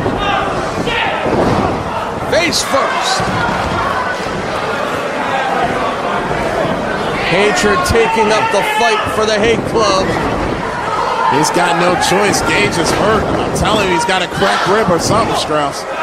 Ruckus too quick, gets the boot up. Oh, but he's caught. Power slam, set the ring. And Sabian makes the save. Wow. Sabian, who's in bad shape himself, but able to get in there and break up the 3 count. Back and forth, the sunset flip, not even close.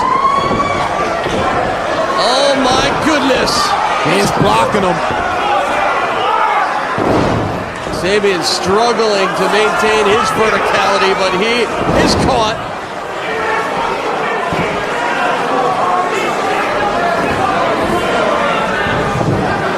And now Sabian's getting launched outside on the floor, and Ruckus puts Hatred outside with him. This might be smart for Ruckus to go after the now injured Nick Gage. These two crews have been going. Oh, good Lord.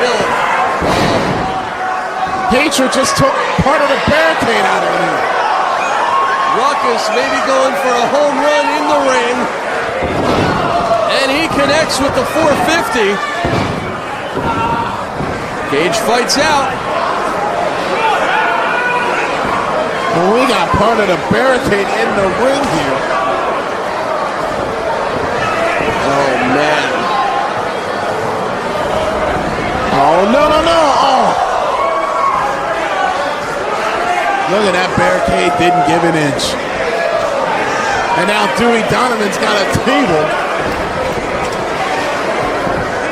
The violence quotient is increasing significantly.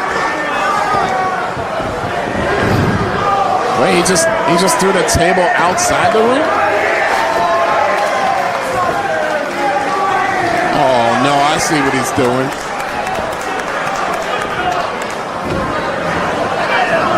He wants to plant him through that table onto the floor. Gage is calling his shot. Ruckus may have no way to defend himself. This may not be for Ruckus. I think this one might be for Sabian. And where's Gage going? Gage is going up top. He sure is. Oh, diving headbutt. And oh my goodness. Oh, Sabian. Oh, dead man. Head first through the table.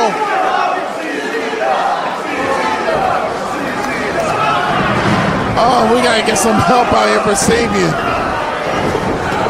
Oh, and Ruckus. Again into that barricade. Choke breaker. He could have pinned him right there. Number 2. Oh, he's trying to break Ruckus. Come on, Gage.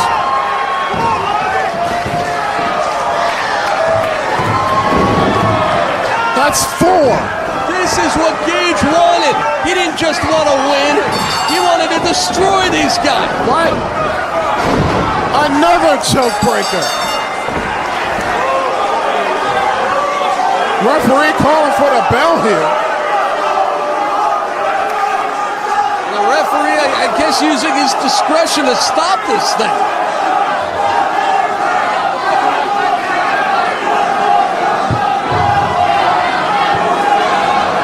And what do you want, Cradle? I mean, how much more did Gage want to beat down Ruckus? I understand his motivation, but...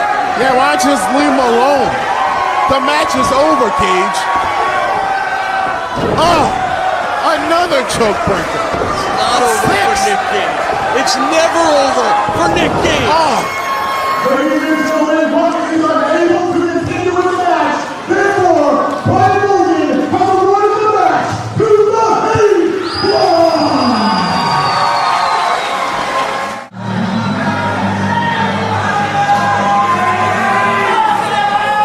And now, ladies and gentlemen, for the introductions. This contest is scheduled for one fall and could only be contested within the confines of the Cage of Death. Introducing first, weighing in at 200 pounds and hailing from Bell Fountain, Ohio.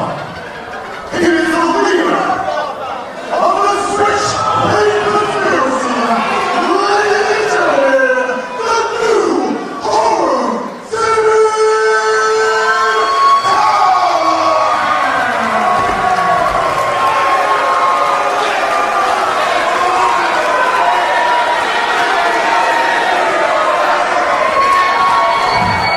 Tell me right now what you think! Tell me what you think!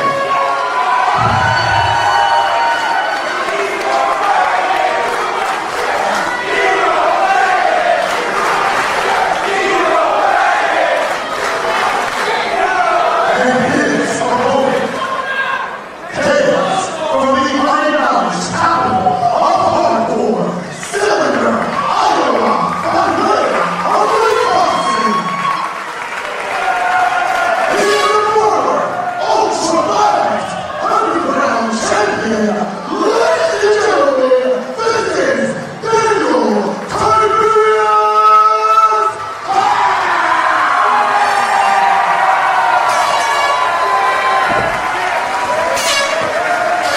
Here we go, Jake Black, the construction of destruction, the Cage of Death. This feud has reached such a violent level, it can only be settled in one place.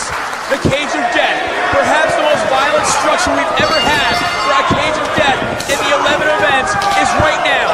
Danny Havoc, Sami Callihan, everything will go down in this fight.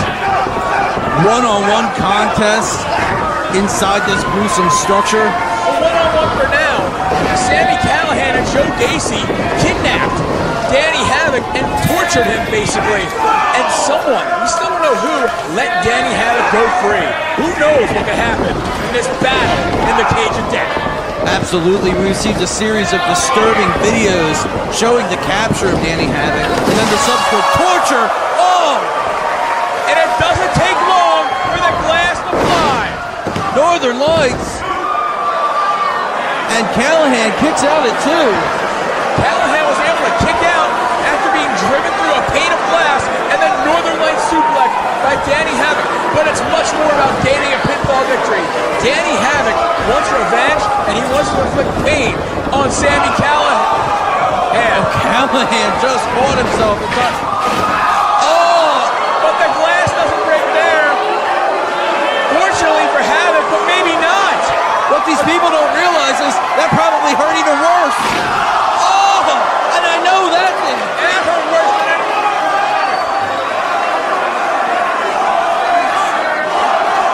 What is that, safety glass? My God, that stuff's That's indestructible. not safe for anybody. Oh!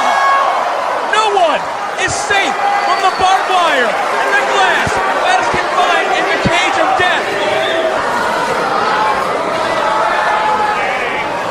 Both men now. Look at the blood on the glass. Danny Havoc's blood dripped from his head. Oh! Watch out, Derek Sabato. Watch out, Danny Havoc. That was horrific. Look at the ring. Look at the ring. It's covered in glass now. Any fall in there, you will end up with glass cutting you open and in your skin. Think of the dangers of that. I'm speechless right now. These two men battling for survival. Nothing less than survival in this matchup. Oh, Havoc! Oh, look at this! Havoc has just been fried by that car battery connection.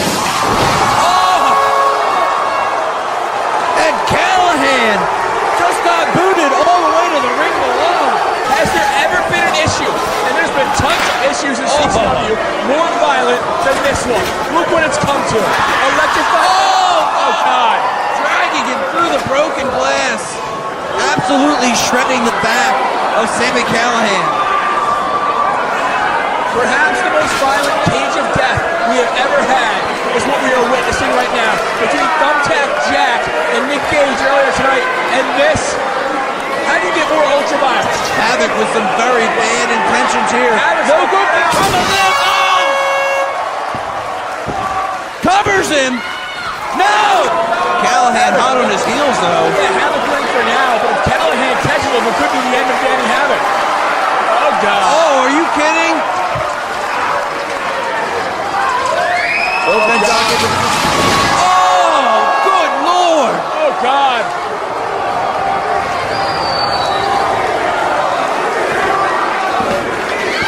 And Havoc kicks out. Eric Sabato doesn't like what he's saying. He's trying to make it safer for the two combatants. Which is kind of funny to think about it. Well, But there's nothing funny about that. Yeah. nothing funny about that. Hooks a leg. And even I would love to see Danny Havoc get revenge on Sami Callihan. I was hoping that was it. I was hoping this match would be over at that point. This is the type of stuff that these two men want to do to each other now. They will inflict pain on themselves to inflict pain on the other man. This is how far this battle has come, and this match may be far from over. Well, for the last several months now, like I said, Callihan has been absolutely hell-bent on Havoc's destruction for no other reason than Havoc wanted to defend his friend Drake Young. Yeah, well, he picked a fight with Sami Callihan on the wrong day, and at times it's been horrible for Danny Havoc. But this could be horrible for either man, depending on what gets landed here. They're jockeying for position, and who gets the advantage? Callihan hit that knee in the shoulder. Oh! You hear about incidents happening, people's psychological problems that develop after traumatic incidences. This could be one of those situations. Both men now back to that platform of doom. And the glass didn't even break on that. What is this stuff made of? Callihan, I think, wanted to make sure he didn't end up going through that glass, and he got rid of it. Oh! And he introduces him back to the electrified wire. The electrified barbed wire has been the enemy of Danny Havoc. Havoc now. This is uneasy to watch right now.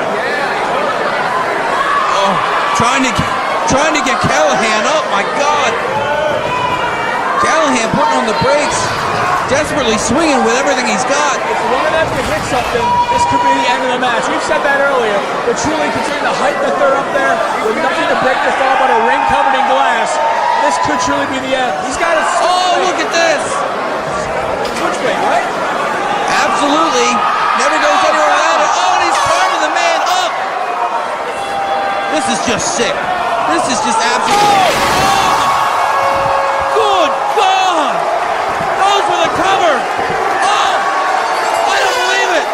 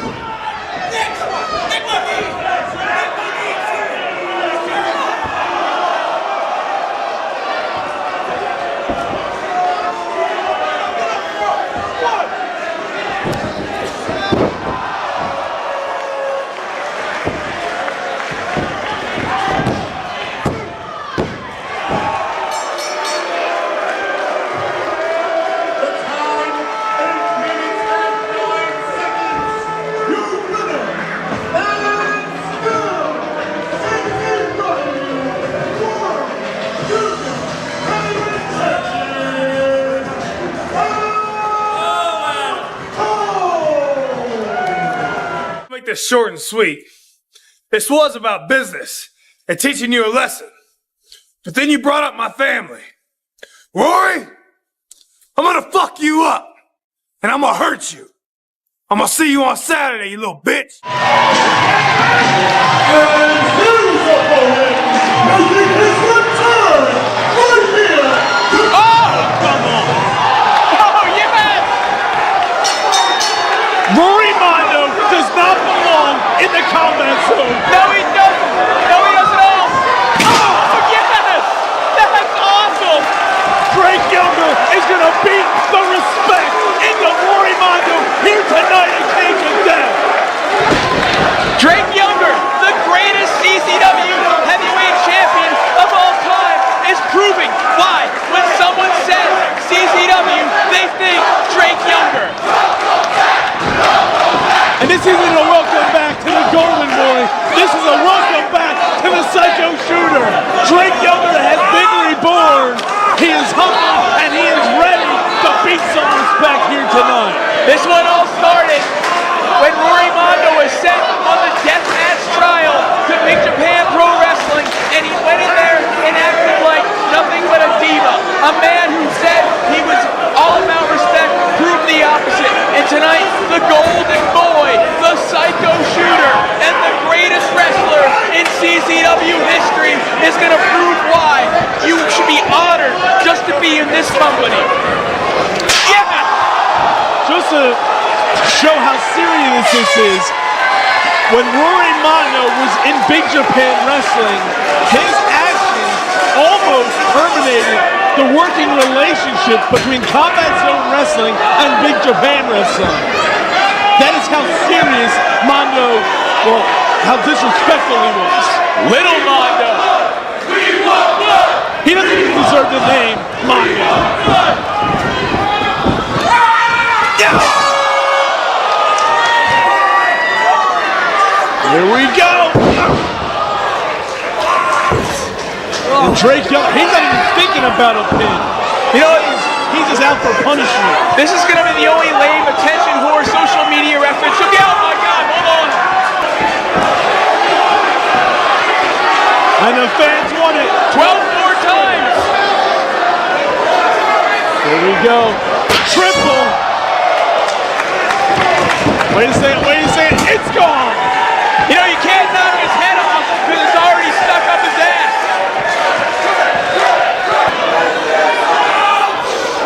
Drake Younger catching him. Oh no. Pressing him up. Oh! Dropping him down into the shrapnel. Misses with the back. Oh. Got him up again. Here we go. Drake's landing.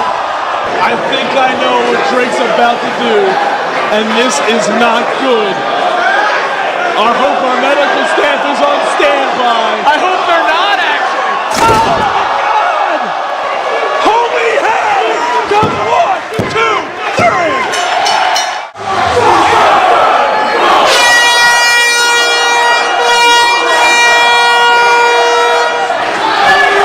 And now, ladies and gentlemen, for official introductions. Introducing first, in the corner to my right, he hails from Omaha, Nebraska, weighing in at 200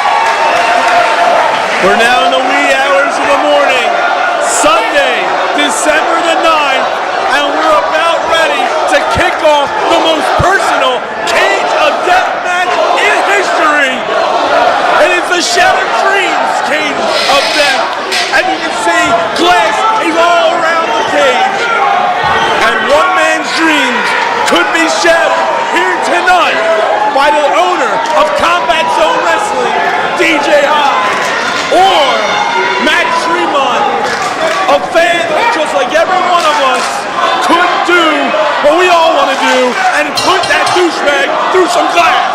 It is now time for Cage of Death 14. 18 months of aggression for the bulldozer Matt Tremont has led us to tonight. But can he handle taking on the inventor of the lariat, the creator of the combat zone, and pro wrestling's messiah, DJ Hyde? DJ Hyde plans on taking the head of Matt Tremont back to Hyde Plantation. This is the most devastating structure I have seen in the history of the combat zone. Barbed wire, glass, the Cage of Death. This is what it's come to. This is the dream of Matt Tremont. But it could quickly become a nightmare, unfortunately. Yeah, will DJ Hyde shatter Matt Tremont's dream? His dream since he was just 12 years old to main event a Cage of Death. And he finally gets that on December 9th, 2012. And here we go.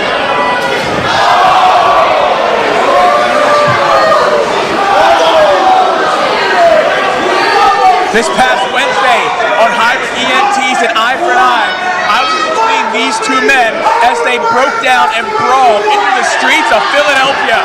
But tonight they're not contained by that cage. They're going to have to go through that glass and they're going to tear each other apart.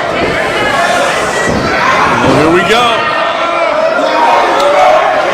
I'll tell you what, guys, being inside of that Cage of Death, truly treacherous environment there. I mean, there's barbed wire, there's glass, there's chairs, there's thumbtack backs. Not to mention everything that's around the ringside area. Not to mention two men who absolutely despise each other.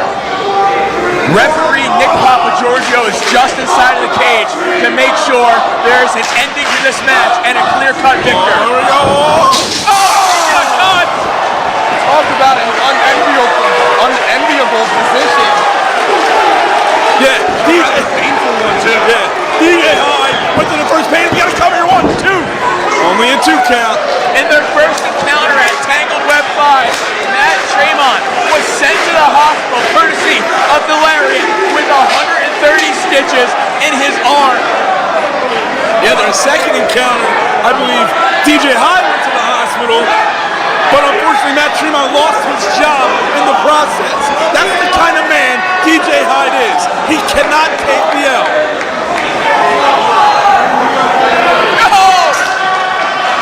Oh, we've been hearing about it for months, and I think he's about doing it. He's about to gouge the eye out of DJ Hyde. He's carving up the John Stamos-like looks of DJ Hyde. Now's not the time, Emily. It's not the time. Let's keep the action right in the ring here as Matt Tremont is bulldozing the forehead of DJ Hyde.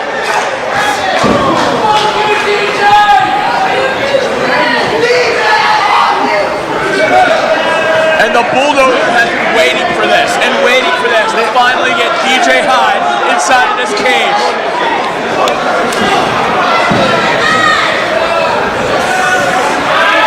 Man, there's nowhere for DJ Hyde to go. He turns around. There's not going to be any pretty landing here. Oh, here we go, here we go. Oh, no, no reversal. Oh, Jesus Christ almighty.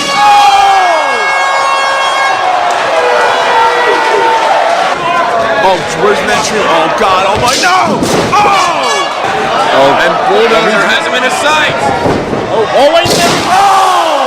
Tangled web! He's one-upping it now! He's literally touching the radiance. Oh, God, Matt, don't do it. Touch the sky, please! Don't die, bulldozer! No! Frog splash! Oh, jeez. Somebody's gonna die. But can he put away the bulldozer? Oh God! Inside the cage of death. No. DJ wants to take Tangled Web 5 a step further. No! You gotta be. No!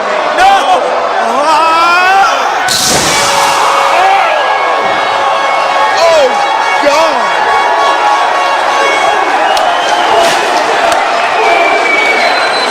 End the match! End the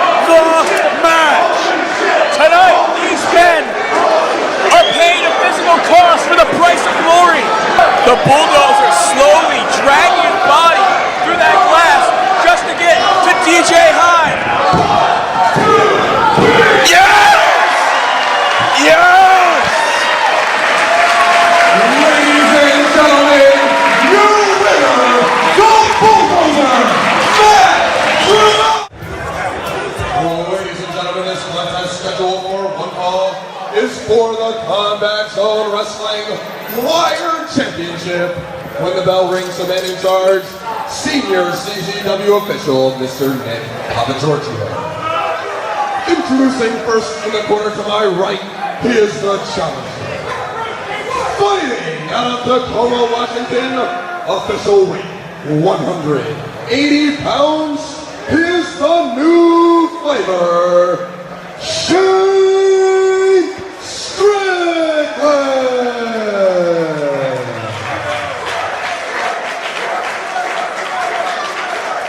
And his opponent this evening in the corner to my left, introducing first, the First Lady of the Murderer's Row, Miss Chrissy Rivera.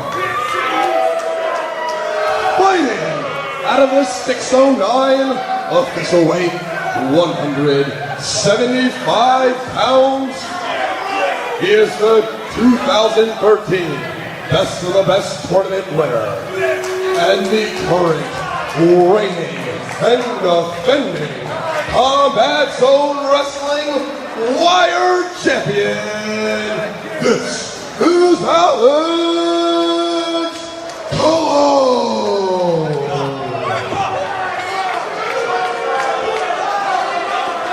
Talk about a feud boiling for months, years even. Really, when did this really start?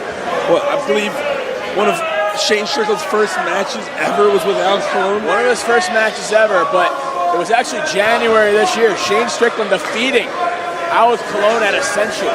Best of the best. Alex Colon getting his first win of the night over Shane Strickland and Rich Swann in a three-way elimination match. New heights. Strickland defeats Colon. Once again, fighting each other right at the bell. There will be no stopping in this one. But it was the big one. Down with the sickness, Alex Colon, the evil genius he is, fooling everyone. Stole the championship. Stole the championship from Shane Strickland's grasp. Strickland inches away from the title.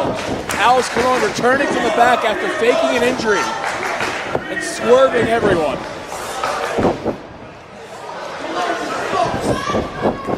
Both men right now, a lot to prove. Oh man! A lot of height on that kick too. Shane Strickland's looking to gain the championship, to my mind, is rightfully his. A year ago at KGS, Strickland was searching for respect. Now he's searching for championship gold. Again, that's how well they know each other now. Able to evade moves like that. Strickland sending Colon to the outside where he's not safe against a flyer like Strickland. Oh no! Oh no. Oh no. This could end up very dangerous. Still for everybody involved. Spine tracking of Shane Strickland as he hits the edge of that ring. Alex Colon gaining a very early advantage. Might be the only advantage he needs if he goes for the cover right away. And he follows Strickland right back into the ring and both legs hooked. That's why Alex Colon is so dangerous. You want to talk about a very hostile, violent man. That is Alex Colon in a nutshell.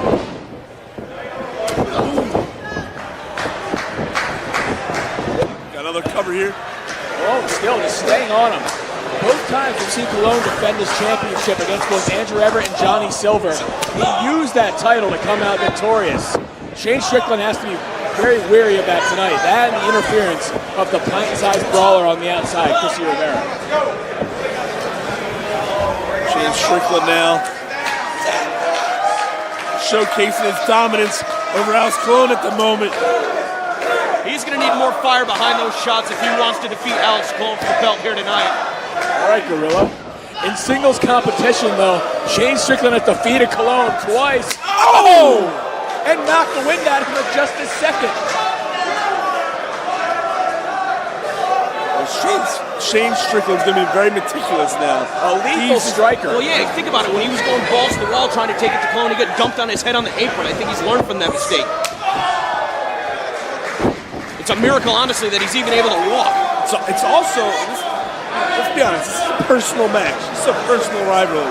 This supersedes the title. But you can't lose folks that either. No, you can't. That's what gets you the money. That's what gets you the bookings. That's what helps you move up the ranks of independent wrestling. You got slide title wins are extremely important. Got to cover here. 1, 2. Only getting a 2 count. Sometimes, you know, when you do have that personal animosity, it kind of blinds what your bigger goals in wrestling should be. Strickland has been a killing machine like he said he would be ever since losing in that 4-way ladder match to Alex Colon. He absolutely destroyed that Dragon at Cerebral. And at Night of Infamy, he defeated 4 other men to earn this shot. This is not a night Strickland wants to slip through his hands. The focus of the swerve. Focus Alex Colon right now with those chops. I was going to actually turn the tide, do a transition, but thank you. Oh, man! The agility! The tide. Maybe Strickland was luring him into a trap. And if he did, it's working well. Maybe it was Alex Colon. No! Hammering him to the outside. It's like he was able to lay on his feet. Oh, look at that. Oh, returning a favor from earlier in the match. Backtracking on the edge of the ring. Strickland now gaining control once again. Strickland is stalking the champion like he's prey. You're gonna wonder if he's gonna want to bring him back to the ring. No, oh no! Was looking to do more damage on the outside. Instead, got a brainbuster on the guardrail for his troubles. Just jamming his neck into that guardrail. Still somehow not affecting Strickland. Oh no! Oh my man, Colon's back. 2 shots hard to that edge of the ring like that. This man giving it their all, but the title can only change hands back in the ring. That's where they gotta try to get this in there. Colon though, Strickland does. Colon can stay on the outside all he wants. You're absolutely right. He's not above it. He'll do it. Of course he will. I have faith. Faith that he's just gonna give up on this match. Yeah, we're seeing more movement out of Shane Strickland than we are Colon. Well, Colon, like you said, he feigned an injury before. He's doing it right now for all we know. The X factor, that intangible that's gonna be on the sign for Shane Strickland here tonight is he's gonna have the support of the fans. Yeah, but Alex Colon has Chrissy Rivera with him on the outside. She is not above any form of cheating in that squared circle. Oh man, what an elbow. Catching him in the ear. Knee to the other ear. Knock it off his equilibrium, then knock him out, maybe. Cover 1, 2. Bridging Northern Lights, not enough. He gets a challenger down, and Alex Colon, the champion, stays on top of the swerve.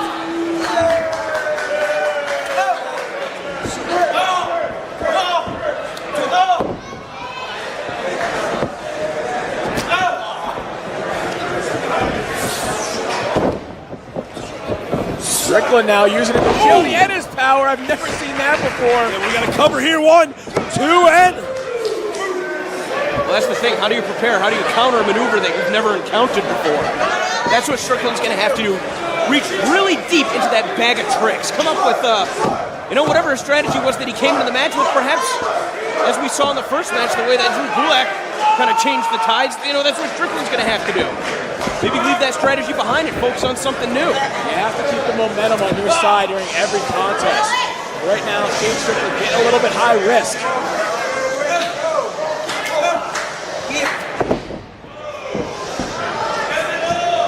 Strickland going right back to the attack. Well, high risk, high reward.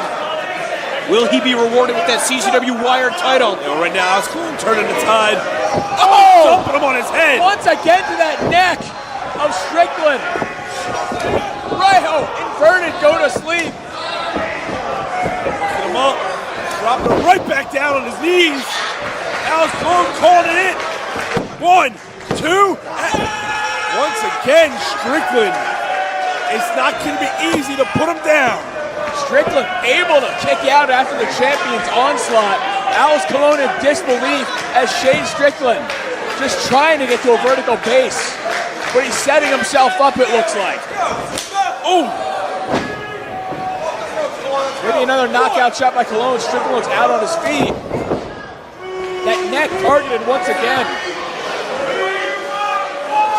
Strickland waking up here, getting a second win. Oh! Flipping Alex Colon inside out.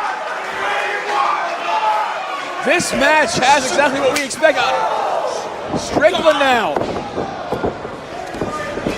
It's what he used to get himself this title shot. Absolutely right, but only getting a 2 count. But Alex Colon can take the pain. Say what you want about Colon, retreating now. Of course he's retreating. Making sure he's not in a situation where he can get defeated. But he might not be safe on the outside. Shane Strickland not afraid to fly all over the building. Setting himself off the ropes. Oh! Colon clipped him. He clipped him. He's gonna clip him again. Impactful slice spread on that hard arena floor. Strickland might not be getting back into the ring. Or maybe. Yeah, he's gonna make it back in the ring. Thanks to Alex Colon. Colon now going for a cover. 1, 2. Strickland keeping this match alive, keeping his title hopes alive. Colon now just cranking on the back and the neck of Shane Strickland. You got to think at some point something's going to give. He's been continuing every single attack has been directed towards that neck. That neck can take about 5 hard shots now. Just pulling away. Yes. Colon's lost a little bit of his grip as the challenger tries to crawl to the ropes in agony. You can pop one of those vertebrae out of place. I mean, putting pressure, even just a smidge, on the spinal cord itself, I mean, that's going to send shockwaves down different parts of your body, the arms, the legs. The neck ain't nothing to fuck with, man. Neither is Shane Strickland, it looks like. Using that electric chair on Murderous Row's leader. Oh! Gave it in the face of Alex Colon. Colon has got a little taste of the knees of Strickland, but the challenger's got to stay on the champion. He's got him staggered in that corner. Oh! Ah, what a counter! Inverted Frankensteiner. Oh, that could have been a mistake, though. He should have went for the pin. He had him down. He wants to hit the swerve stomp. That's how he wants to take Colon's title. Oh, that's it. Oh, man. That is it. Cover. 1, 2. Oh, come on. Get her off the ring. That's the Get her out of here. variable in this one. Papa Giorgio should have known better than to stop counting. You would think. The man sex-deprived. Any senior woman distracts him. Oh, Colon. 2. And the handful of Strickland, not enough for Colon to defeat him. He can see her, but he couldn't see that. Well, it's all the angles you look at. Crack officials here. What we have right now, though, is 2 hella good talents with Alex Colon and Shane Strickland. The wire title hangs in the balance. Both men feeling the effects of this matchup. Swerve slowly ascending up. Yeah, I think Colon lulled him into a false sense of security. Oh.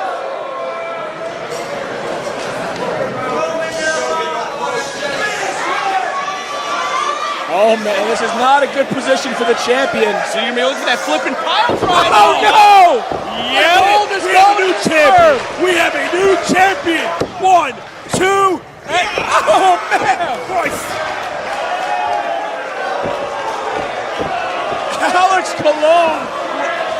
Alex Colon cannot let his first championship slide out of his grasp.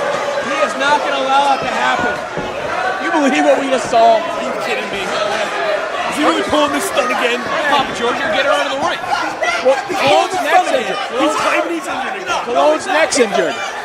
Bull crap. He's not hurting me. How do you know? Nostra dumbass, you tell me how you know. Can you see the future? Oh, look at this! Come on! Are you kidding me? Are you kidding me? Oh, that neck that Colon targeted all match. Miracle! Miracle? No! Yes! Now that was a miracle. How did Strickland look out of that? Oh, no. Yes! Still a lot of fight left in the new flavor. Alex will pour every trick in the book out. None have been successful. Go for that kick again. Can the new flavor be the new champion? Look at the rage eyes of Shane Strickland. Oh.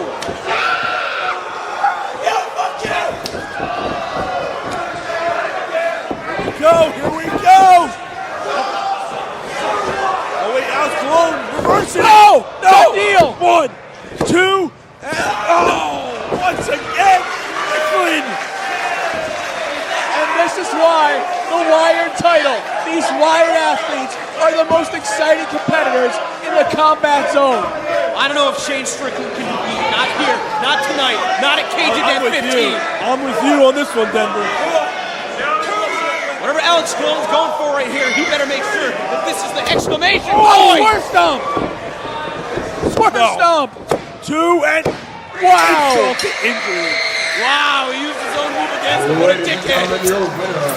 And still, CZW Wired Champion, Alex Colon. And once again, Alex Colon has Shane Strickland's number in the big match.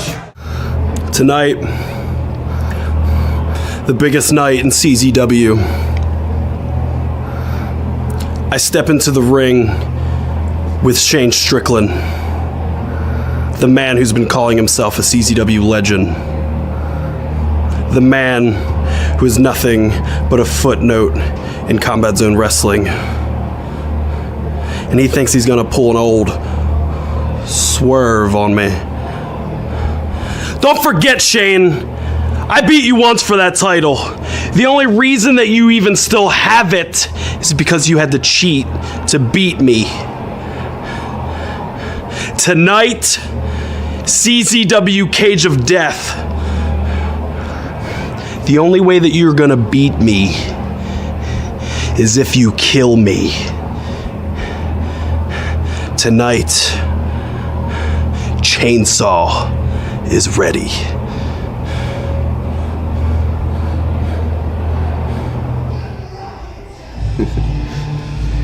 No, past legends and champions of this company told me that feeling I would get when I become a success in this business. And I'm overjoyed with it right now. I've truly climbed the mountain, being one of the greatest the Combat Zone's ever seen. Now here tonight, Cage of Death, I go out there one more time for the 2014 year to defend my Wired Championship. Because, let's be honest, there's 1,000 out here strong here at Cage of Death, and they're not here to see the cage. They're not here to see anybody else. They're here to see the Swerve be great. They're here to witness my history. Legend history. Joe Gacy, you made it this far. Congratulations to you, but this is where your trip ends. Swerve's gonna stop it. Swerve's gonna send you home packing. You've always been the guy to just get there, but now it's time for you to go home and learn your lesson. To become great, you have to go above and beyond, like the Swerve. So now, as I go out here tonight and I defend this Wired Championship, take it home with me, I'll leave you with this. 2014, Swerve knew. 2015, the world will know.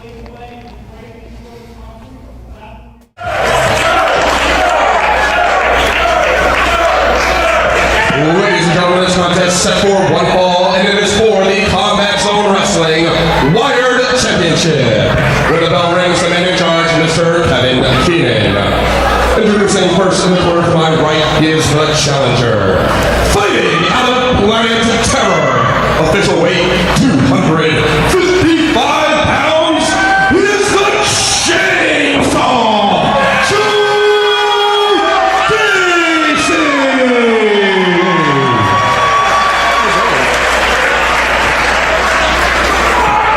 And in the corner to my left, fighting out of Tacoma, Washington. Official weight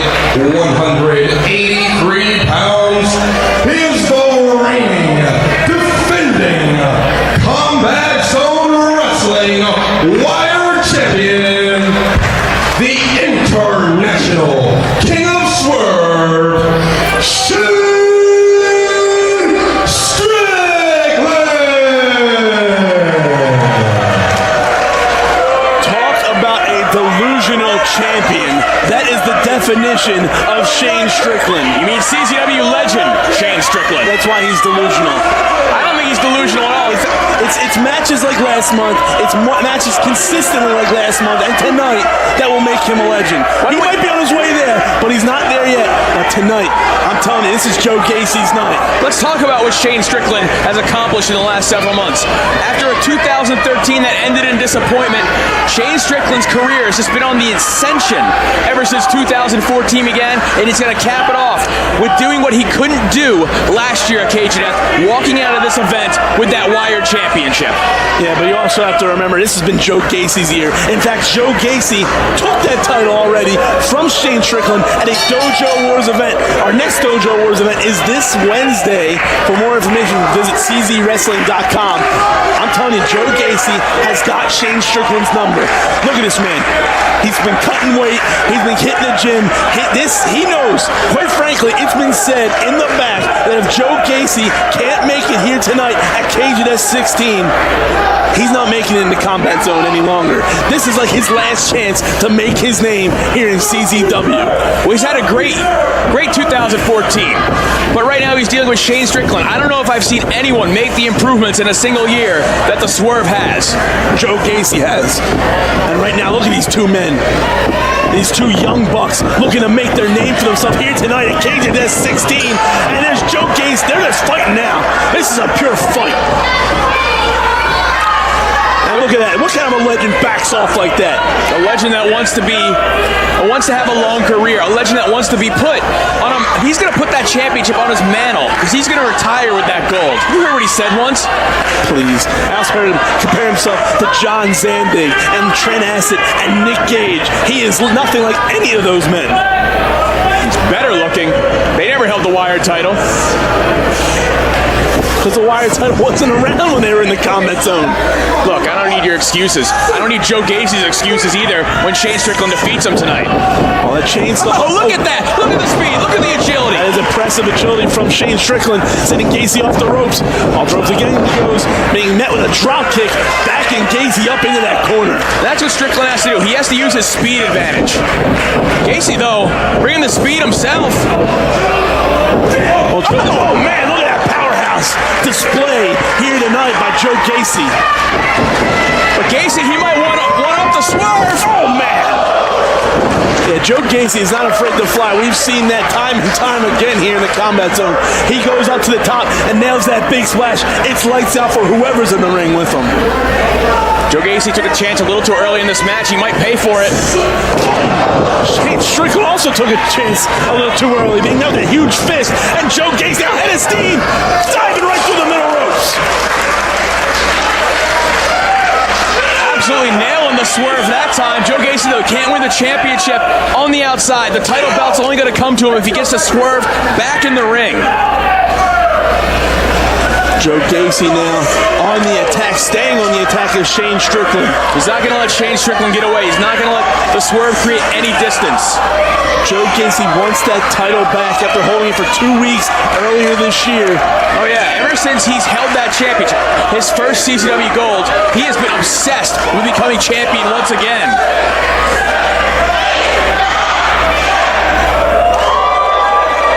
And Joe Gacy now getting ahead of steam from coast to coast here. Oh man, caving in the midsection of Shane Strickland. Using all his 255 pounds to try and injure the Wired champion. And he's not letting Strickland get back in the ring. Joe Gacy's got to worry about that count.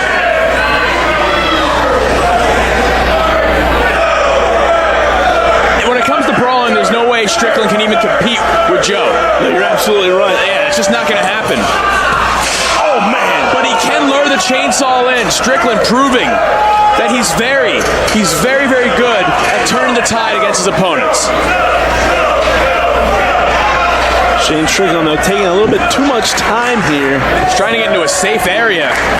Oh, he's trying to win this match by a countout? Are you kidding me? Shane Strickland. He calls himself a legend in CZW? Every legend wins a match by a countout. Joe Gacy, though, not allowing it, but he gets met with a boot. I think the Swerve lured him in. And Shane Strickland beating down Joe Gacy right now. See the effects already taking their toll on Strickland and the beating, the savagery of the chainsaw on the outside.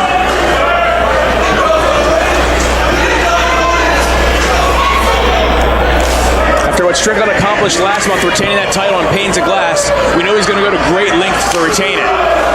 Right, and look at the disrespect being shown by Shane Strickland. Oh, Joe Gacy catching it. Oh, man! Uses Strickland's momentum against him. And we got to cover here. 2-0. And then driving his knee into the back. Might not have gotten Strickland that time, but he's softening him up. Going to try to put him away. Win that Wire Championship for the second time in his career. This is the first of 3 title matches here tonight. We still have the Tag Team Championships on the line with OI4K defend those titles against the visiting American Wolves. And of course, in the Cage of Death match, we have the world title on the line. And right now, Joe Gacy, he wants that Wire Championship. He's tasting it now. Oh, man. Ooh, but his shoulder just connecting with that ring post. The ring post that isn't round, it's square.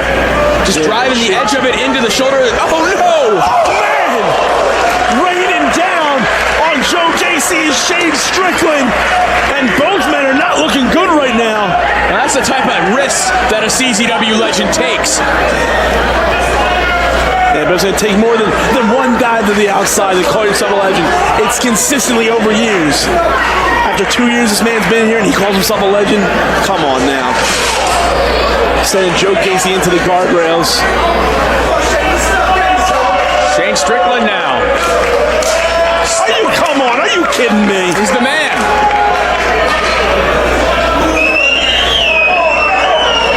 It's just a simple. Are you kidding me? It's moves like that that make you a legend in the combat zone.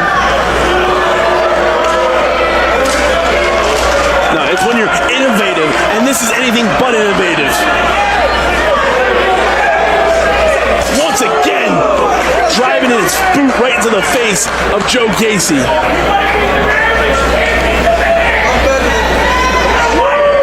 Strickland has said he's better than the man. He's better than the man? Are you kidding me? Hey, he's allowed to have an opinion. But right now, you're right. He's allowed to have an opinion. And I also have an opinion. He's an idiot. But right now, the fact is, he's going for the lateral press. Or no, not. He's right now. He's in control of the chainsaw. And Legends hooked the leg.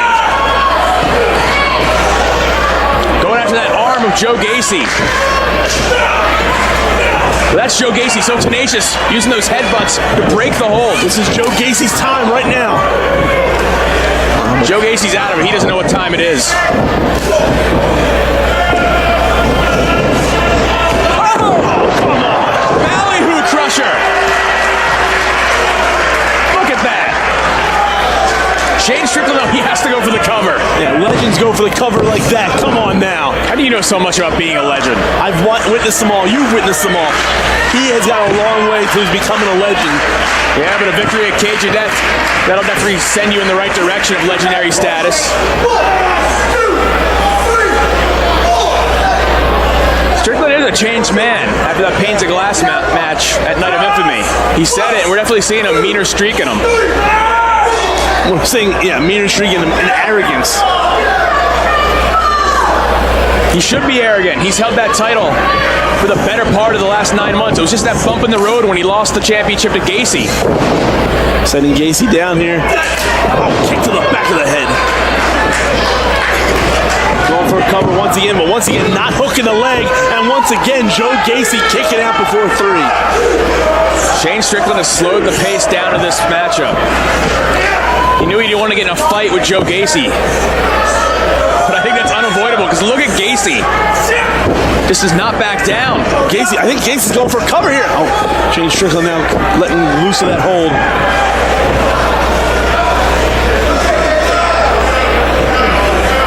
Listen now, Gacy trying to fight out of that front face lock.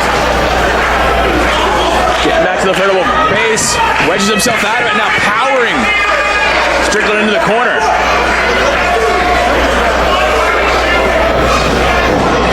Joe Gacy coming ahead of his steam, but being met by the boot of Shane Strickland. The new flavor setting Gacy atop the combat zone here right now. Oh, what does the Swerve have planned right now? now. He's got Gacy in the tree of woe. Gacy nowhere to go right now. He's going to try to sit up. He's trying to sit up to loosen his legs that are tangled up into that top rope. But right above him is the Wired champion. Oh, look at Gacy. Gacy trying to loosen his feet, and he's lost bout. Shane Strickland's bout's lost. They dropped on the twig and berries. And Gacy meeting Shane Strickland high atop the combat zone right now. Trying to bring the champion up and over with a superplex. Strickland holding on for dear life. Because if Gacy can hit this, we got a new Wired champion. Oh, man. Gacy is in perfect position. The swerve, looks like he's setting up for that. Yeah, he's taking too much time to set up for whatever it is. And Gacy, look at Gacy. Oh, God almighty, turn it, swerve inside out. German suplex from the sky, but the chainsaw's got to capitalize on it. That took a lot out of him, too.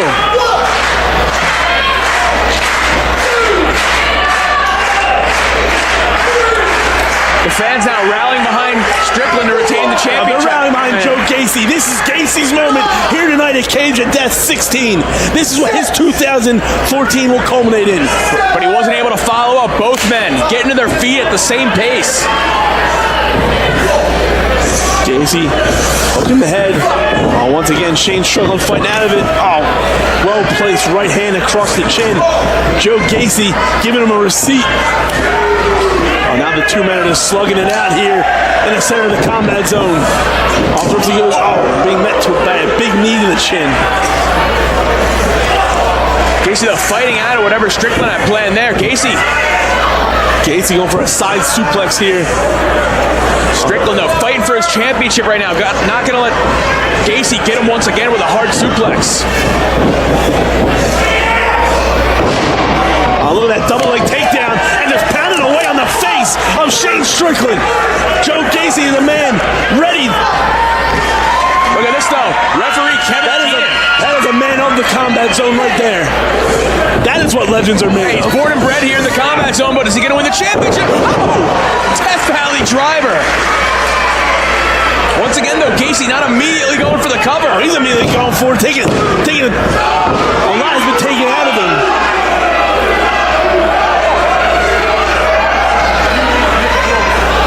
Has been taken out of Joe Gacy here tonight at Cage of Death 16.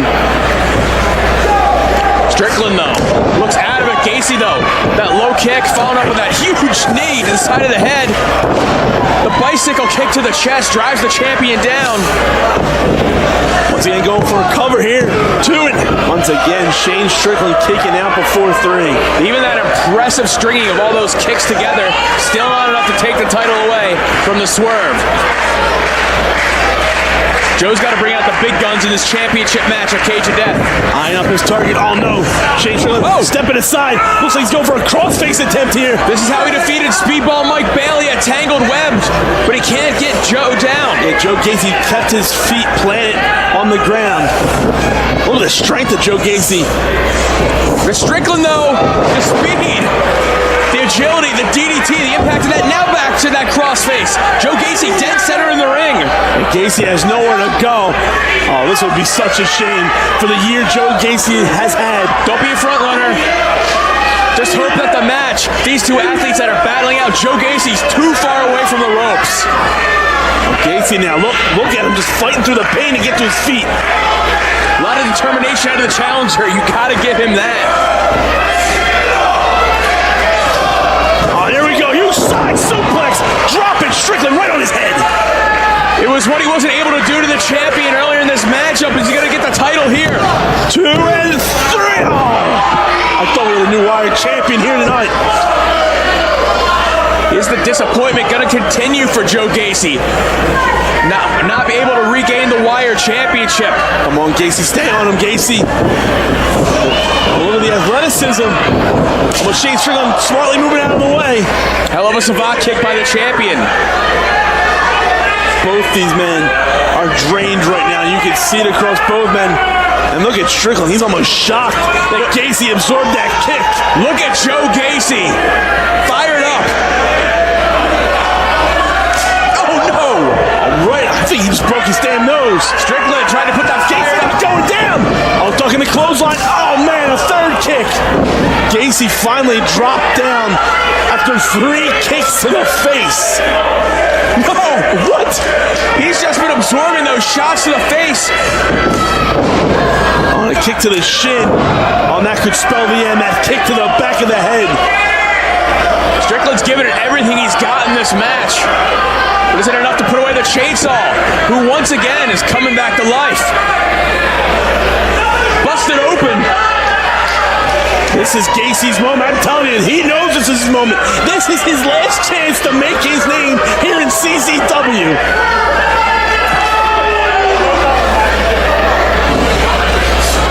Oh, look at that huge clothesline. Came in the chest of Shane Strickland. Just absolutely vicious. Gacy. Yes. He's going. Yes. This is it. This is his moment. This is Joe Gacy's moment. Huge. Oh, or not. No. No. The blood flows from his skull. Gacy might have no choice but to tap out. No way. Not like this. No. Come on, Gacy. Fight through the pain. The grasp he has on the chainsaw might be even stronger than the grasp he's had on the Wired title for the better part of the year. He got his right to that bottom rope. Both men giving it their all for a chance at glory. The big stage, cage of death. Oh, kicked. A bicycle kick to the chin, but Joe Gacy still standing. All right, Spanish fly. And now the swerve's going up. It looks like he's going for that swerve stomp. Oh, no. That's how he's finished off numerous. No, come on.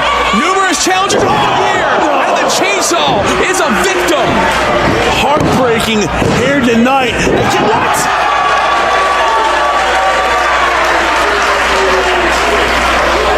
We have called Joe Gacy a walking horror movie before. This is what horror movie monsters are made of right now. Joe Gacy won't be killed on the biggest stage of the year, challenging for the championship that he wants so much. He wants to regain that title. The swerve in utter shock. Utter shock. He can't believe that Gacy was able to kick out. I mean, Gacy's still out, though. He is not here on planet Earth right now. Oh, he's from planet Terra. Strickland, though, he might have lost it. Sure, not blaming our staff members here. Well, he's got his title. He better look at the title. Oh.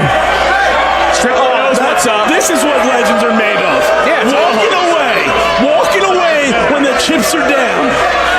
The chips aren't down. He's had enough for the night. Gacy can have a rematch when he earns a second shot. Wait a second, there's the nation of intoxication. What are they doing here? Well, Devin Moore was trained by Trent Acid, the same Trent Acid that Shane Strickland compares himself to. And not once did I ever see Trent Acid walk away from a match. Yeah, and Shane Strickland, Devin Moore claims he disrespected him. I don't know if I agree with that. But look out, Shane. Yes! That chainsaw clothesline! He's turning the champion inside out. Gacy's ascending up. This is his moment. This is Gacy's moment right now. Yes. 1, 2, and 3. Oh, that's the stuff legends are made out of.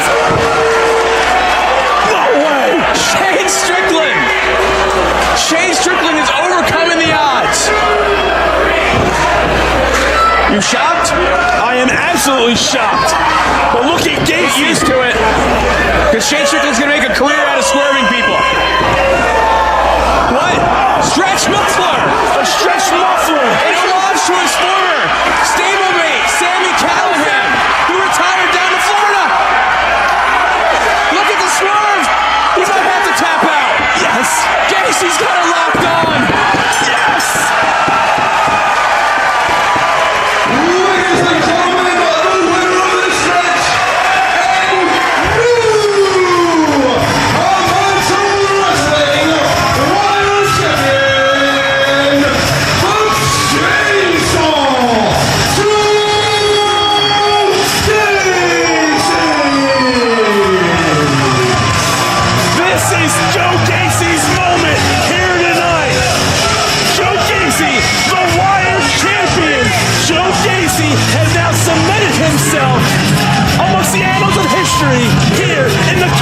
zone. And right there, that man from Planet Terror, that is what CZW Legends are made of. Tournament of Death, a match that stole the event. Ricky Shane Page entering his first Cage of Death event, taking on the Deathmatch Viking and looking for a bit of redemption against him here tonight at Cage of Death 17. And if we didn't see enough destruction moments ago, look at the ropes we have here for this ultra-violent contest.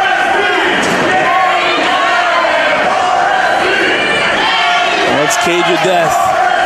It's the Christmas of the ultra-violent holidays. Here we go. These men are showing respect to each other. Danny Havoc does respect Ricky Shane Page after the performance at Tournament of Death earlier this year, which you can still see on CZWstudios.com, which is now available on the Roku over-the-top device. And there we go. Danny Havoc looking to send Ricky Shane Page in those carpet strips.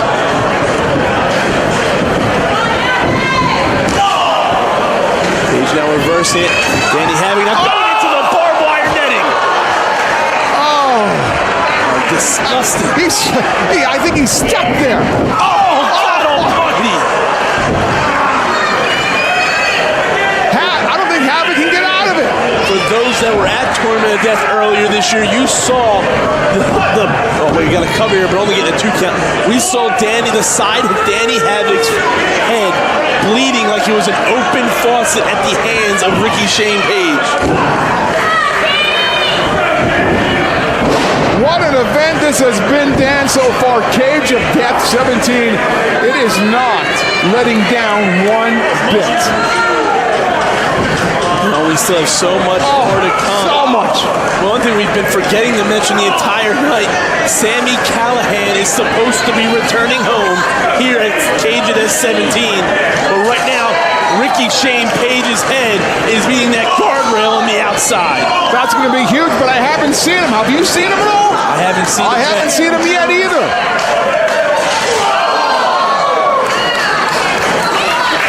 And you can see Havoc. He has a little bit of blood now coming out of the arm that was stuck in that barbed wire. Oh, that didn't sound good. Probably felt worse.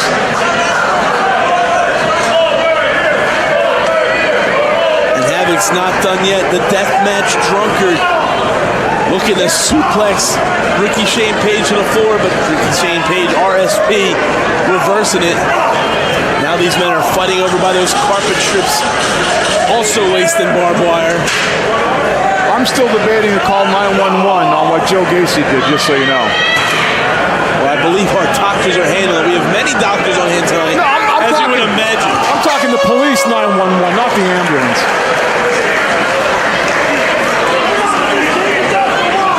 I think maybe you should keep your phone off the dial, because we might be breaking some other crimes right now with Ricky Shane Page and Danny Havoc in the ring. Or on the outside of the ring, I should say. Oh, no. Oh, God! Driving the carpet right into the shoulder, looking to nail it into the shoulder of Danny Havoc.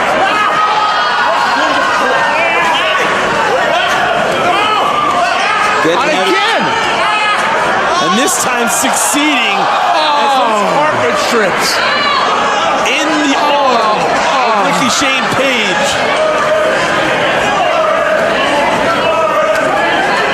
And for those who don't know, carpet strips have about a ½ inch of nail hanging out of them. They're used to keep down the edges of carpets in homes.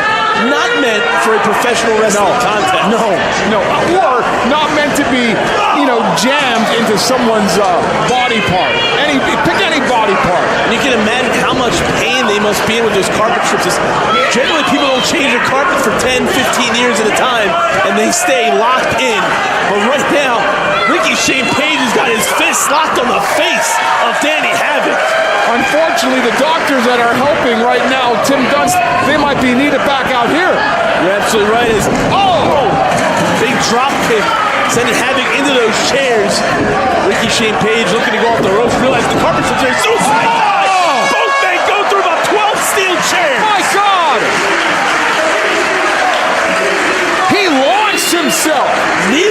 looking good at the moment. What helped there was there's no middle rope because of the nature of this match. They took that middle rope down, and that just gave him clear sailing. And boy, did he sail. RSP back to a vertical base. He's got his hands on Danny Havoc, sending Havoc back into the ring.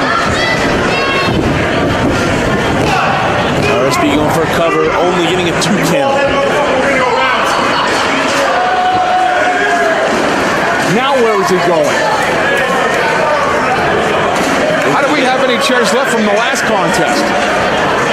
RSP looking to recycle those chairs that he just used. Rearranging the structure. It's not been a good night if you're a steel chair. Absolutely not. They've been taking a beating. Well, right now, Danny Havoc had a handful of RSP's hair.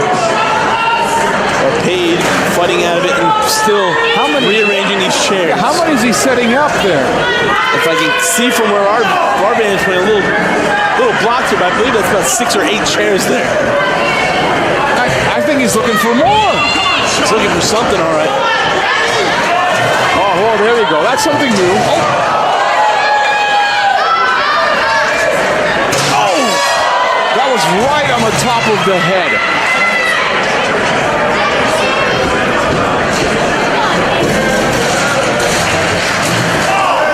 RSP now. Yeah. Surprisingly dominating Danny Havoc. Looking for a chokeslam over that top rope into those steel chairs. But the Deathmatch Viking fighting out of it and driving the back of RSP into that barbed wire netting. As RSP's got him up for a power bomb on top of it. And I think he is permanently a part of that barbed wire. You're damn right. This is CZW. CZW is like nothing else. This match has been like nothing else. These competitors are like nothing else. This night has been like nothing else. And we still have a lot more. The biggest night in wrestling is happening now. RSP trying to gain his bearings, and he's gonna. Danny Havoc rolled out that board, and now RSP looking to use it some more. I cannot wait. If you are not a subscriber of CZWstudios.com, you are, just for this night alone, for these matches, become a subscriber. You're going to want to relive this over and over. Every time you tell your buddies they're not going to believe you, you can show them. But I don't think Danny Havoc or RSP are going to want to live this night over and over.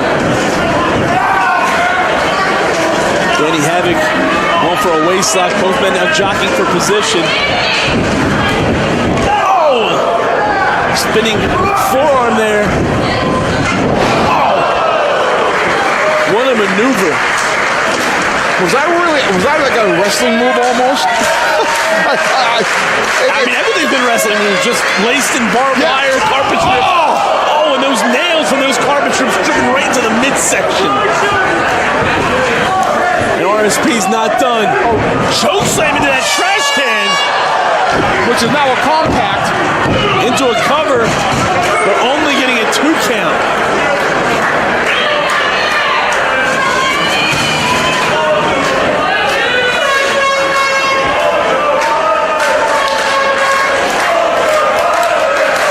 I don't even know how much more I could even take. We have the Cage of Death main event still to come. Oh.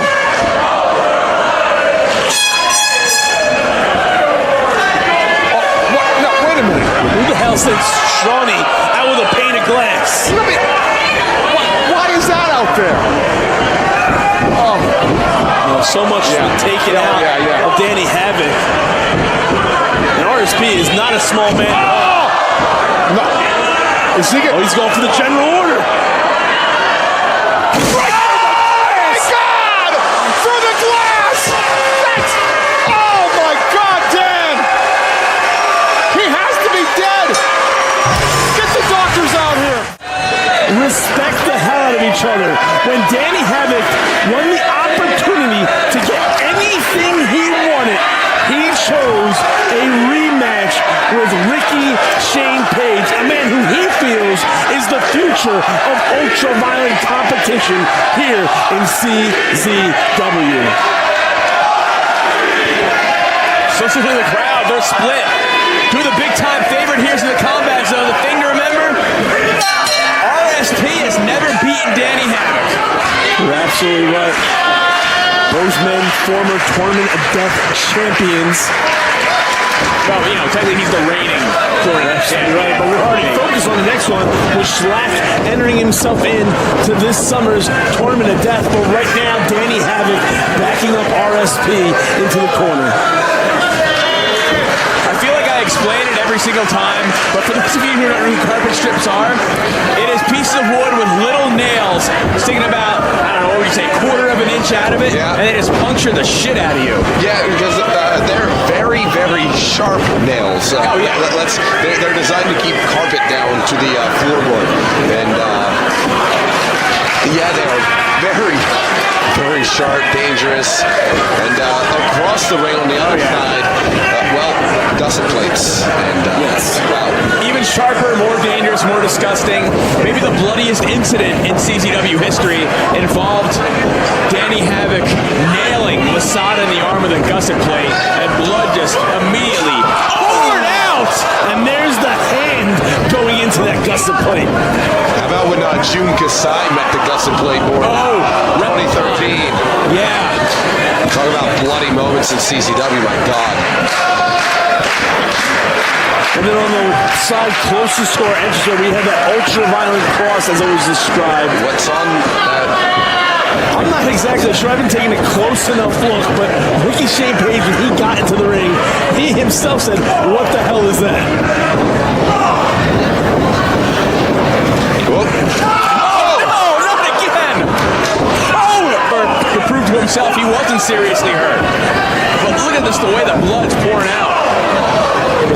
Shoulder, neck, oh God! Oh, and going into those honeycombs, as you described it before, of carpet strips. Yeah, it ain't gonna be helpful.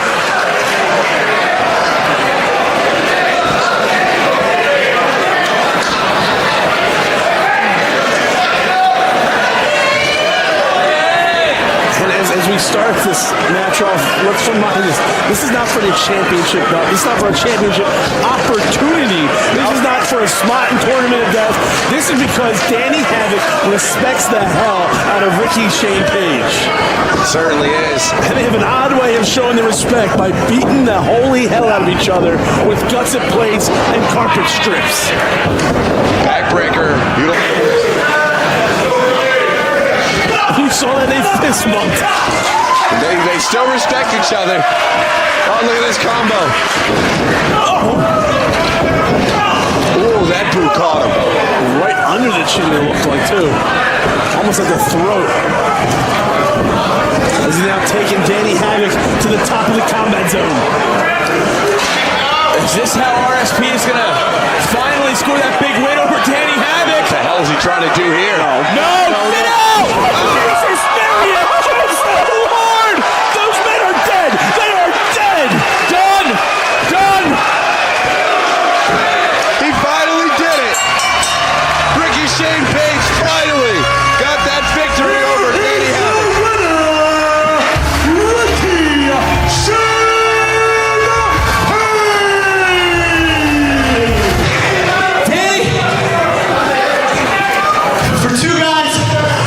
Two completely different perspectives on life.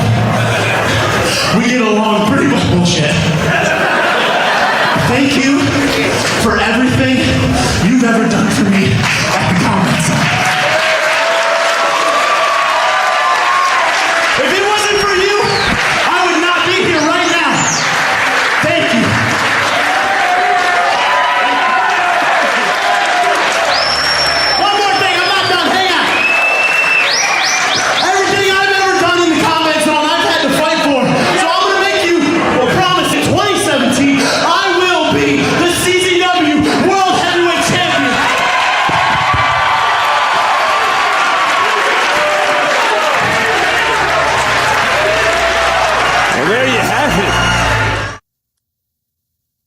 I just felt bad about it, and I needed to make it right. And CZW was so important to me and so a part of my wrestling career and life and as a fan too, so that I was just like, I need this to be as good as it can be, and for it to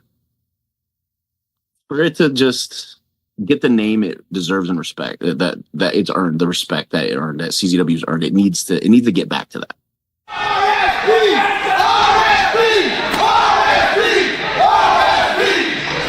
The hell? What do you think they're gonna do with that? Larry Legend's inside the ring! Larry Legend is disguised as one of those hooded men! Wait a second! RSP's cashing it in right now! What are you saying, man? This has opportunity! This match for the Combat Zone Wrestling World Heavyweight Championship! Showbreaker! Hook in the leg, 1, 2, and 3!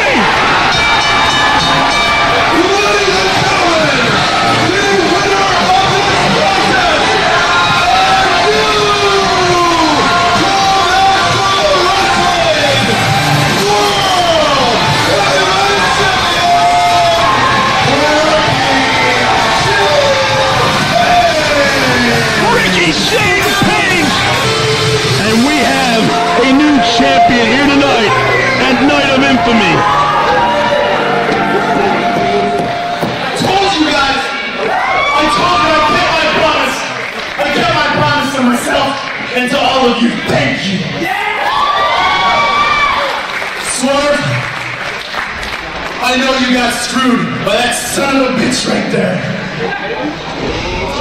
I said I was gonna be in the cage of death, and I'm still gonna be in the cage.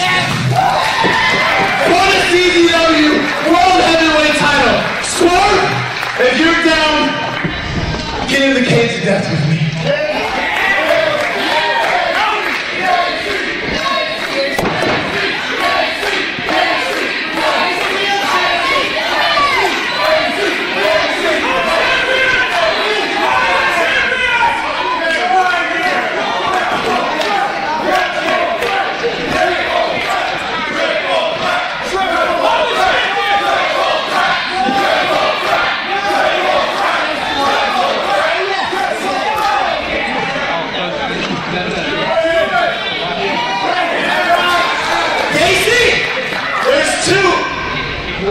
How about we make it a three-way?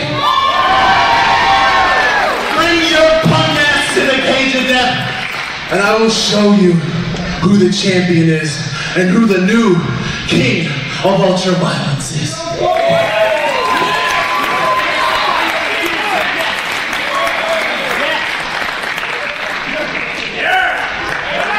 And there you have it. The cage of death. The 19th cage of death is set. Ricky Shane Page will defend the CZW World Heavyweight Championship against both Shane Strickland and Joe Gacy. You have no idea. Ladies and gentlemen, this is the main event of the evening. It is set for one fall to a finish. It is for the Combat Zone Wrestling World Heavyweight Championship. When the bell rings, the man in charge, Mr. Nick Papagiorgio. Introducing first participant, number 1, fighting out of Planet Terror. With an official weight of 226 pounds, he is pro wrestling maniac, Joe Gacy.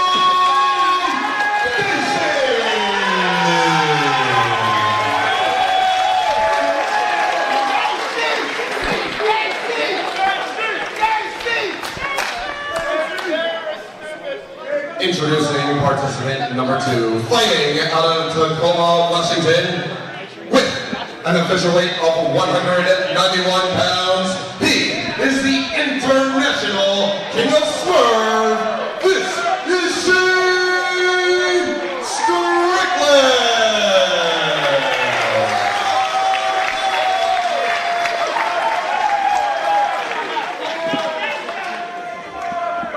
And now introducing participant number 3, Weighing out of Sandusky, Ohio, with an official weight of 280 pounds, he is the current, reigning, defending, undisputed Combat Zone Wrestling World Heavyweight Champion, Ricky Shane Page.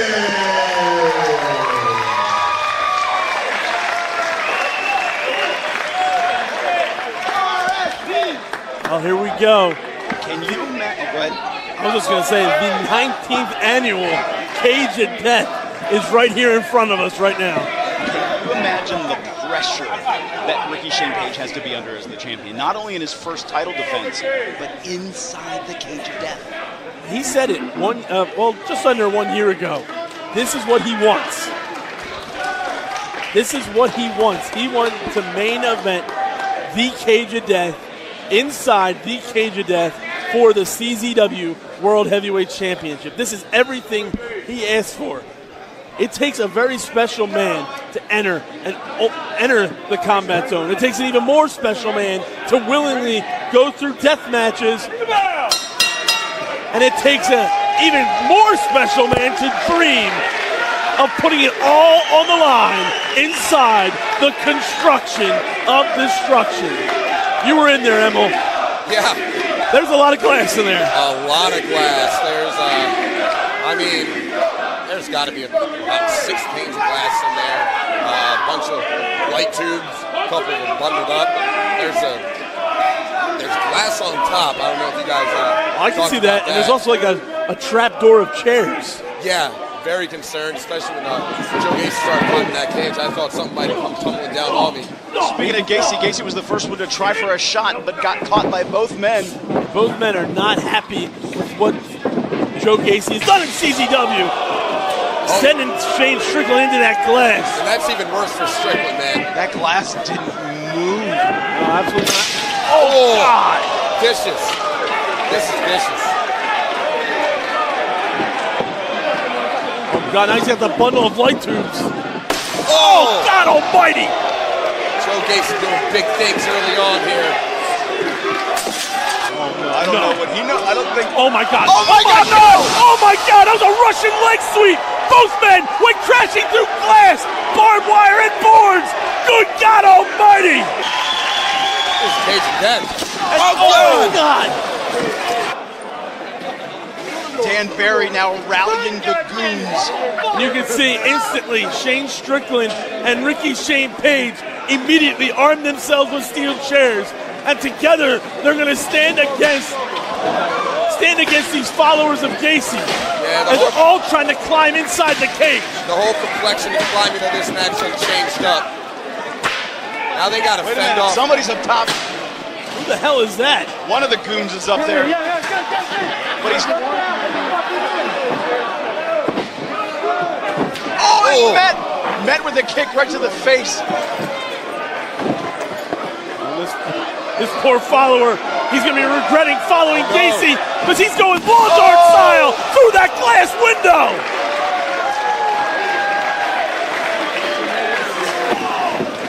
Gacy, it was just enough this time for Gacy to regain his bearings. Gacy, like a madman, using that steel chair as he just kicked that door of the cage open. Wide open. He's now scaling the scaffold on the outside. Now take a look on the other side of the ring. RSP, he's climbing the cage. Gacy on the scaffold. Oh, RSP's arms are You can see the fans now clearing the way. And I forgot about that glass menagerie, that glass. Who the hell is that? Wait a minute, there's another. Somebody with a gold mask.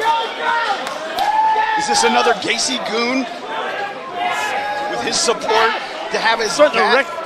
Wait. Holy shit! Who the hell is this? Wait a minute,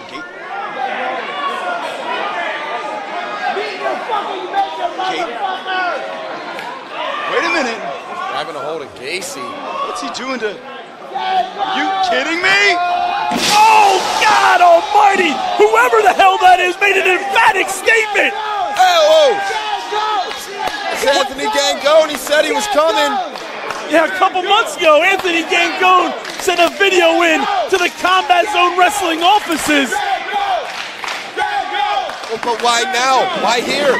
And why didn't Gacy fight back before? Well, he claimed he was him off. He said he's claimed he's conquered New York City, and now he's here to conquer the Combat Zone.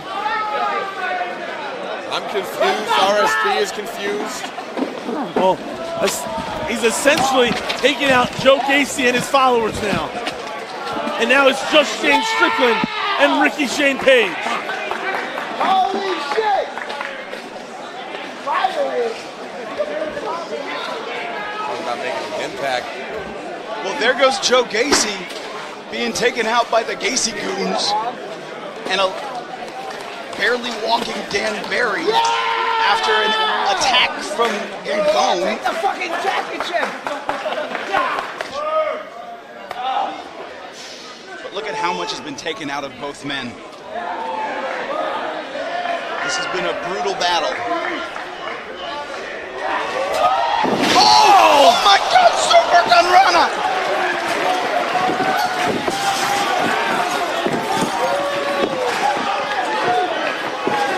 Shane Strickland is convulsing in pain. And here we go. Choke breaker. That's the way he won the championship. We got to cover 2 and 3. Cage of Death 20 years. 20 years. We're back here at the arena, man. I don't think people realize how important this is to me. I wanted MJF. I wanted MJF real bad. But me and Mance in the cage for the belt, that's just got that feeling. That's got that special feeling that makes Cage of Death important. Mancer, old Mancer, lot of beers and lariats. I hope you're ready, young blood. We've done this before, and I beat you. Now it's for the gold. We're gonna have fun tonight. It's Cage of Death. I'm about to Lobo you off that cage, bro. Red light on, baby. On Master. Cage of Death. RSP. Tonight, we make a moment, baby. On Master. Go step in. Cage of Death. We got barbed wire. We got boards, baby. Staple guns. The cage itself. Right here. Memories are made, baby. Moments are made in this cage. CZW. We out here tonight in the ECW arena. That means on Messer, RSP, 1-on-1. See, MJF got hurt, he couldn't be in it. Oh, Messer don't give a fuck if I'm hurt, baby. I make moments, I get the W, and I hit the pay window. Tonight, RSP, oh, Messer, ain't gonna give up. I ain't gonna stay down. I'm gonna do what I gotta do to get that gold and make that moment. CZW, on Messer's home, baby, and I'm taking that gold tonight. Dramatic pause. Dramatic pause. On Messer, taking that gold, baby. I gotta get some light beers, big dog, out my way. And now, ladies and gentlemen, for the introductions. At the sound of the bell, the man in charge of this contest, Senior CZW official, Nick Pamatorchi.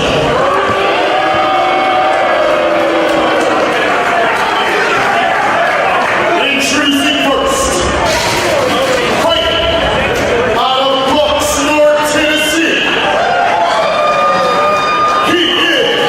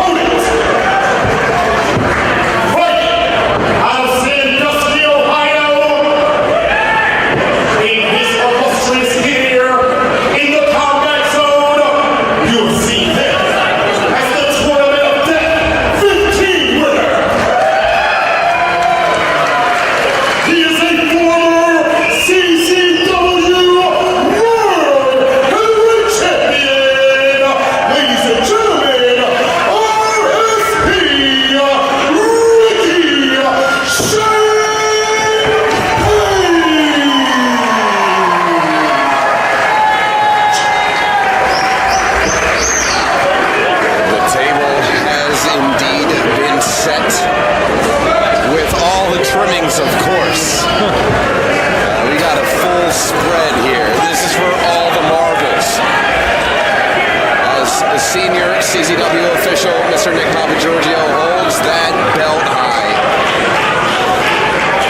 A near 20-year history to that championship belt. Tonight, RSP looks to either put a little 3 next to his name, or Mance Warner gets to add his name to the list for the first time ever. Oh, man! That's how we start. That's how we start with Ricky St. Page lunging himself through plate glass. Oh, he's already cut open through multiple parts of his body. As is Mance Warner. Talk about setting the tone.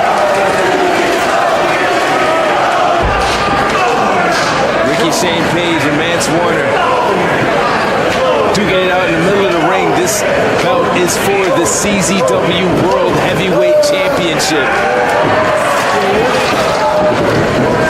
Reversal into the back elbow, and RSP with a slam deep into the flesh. Doesn't make it any better. No, it certainly does not. What the hell is that? Is that a nail board? Yeah, with some weight to it. Oh, God. Whole thing. Yeah.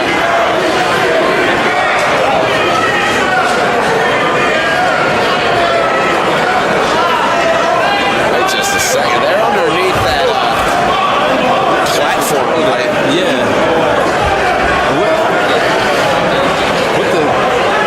Mance Warner is climbing out of the cage, and on top of this structure, this platform. RSP is looking up at him confused. And 15 feet in the air. At least. And an old-fashioned bar fight. And look at the respect they still have for each other after they've been killing each other. This is about prestige. This is about the honor of being a champion. Absolutely. Oh, my God. No. Oh, no. These guys are... Oh, no. Up on the shoulders. Warner fighting out. Now what? Manser. No. Super glove. No! Oh, God! Oh, God, that's it! Champion! Mance Warner is the new CZW World Heavyweight Champion!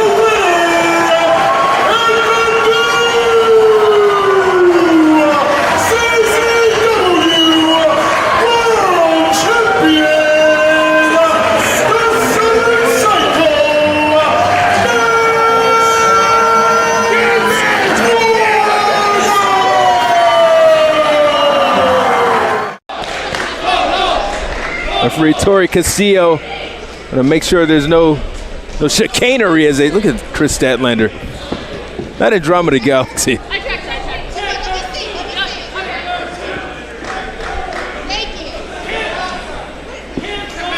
Brittany Blake now being checked, and I think these two are ready to go.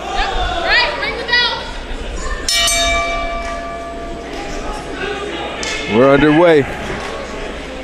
Chris Statlander, of course, one of the most unorthodox competitors here in WSU. That's certainly a way to put it.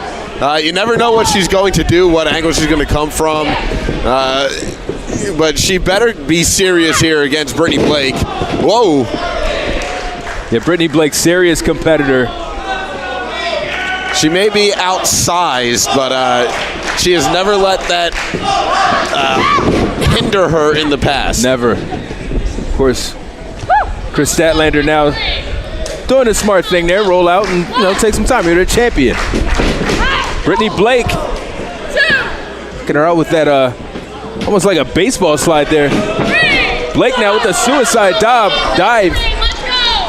Yeah, it was sort of like a Lope suicide as she went between the bottom and the middle ropes that time. And here comes Brittany Blake going for a run off the apron. Chris Statlander two things. Right to the small of the back against the corner of the ring. The hardest part, of course. I've heard that before. Rumors. There are rumors out there. Yes.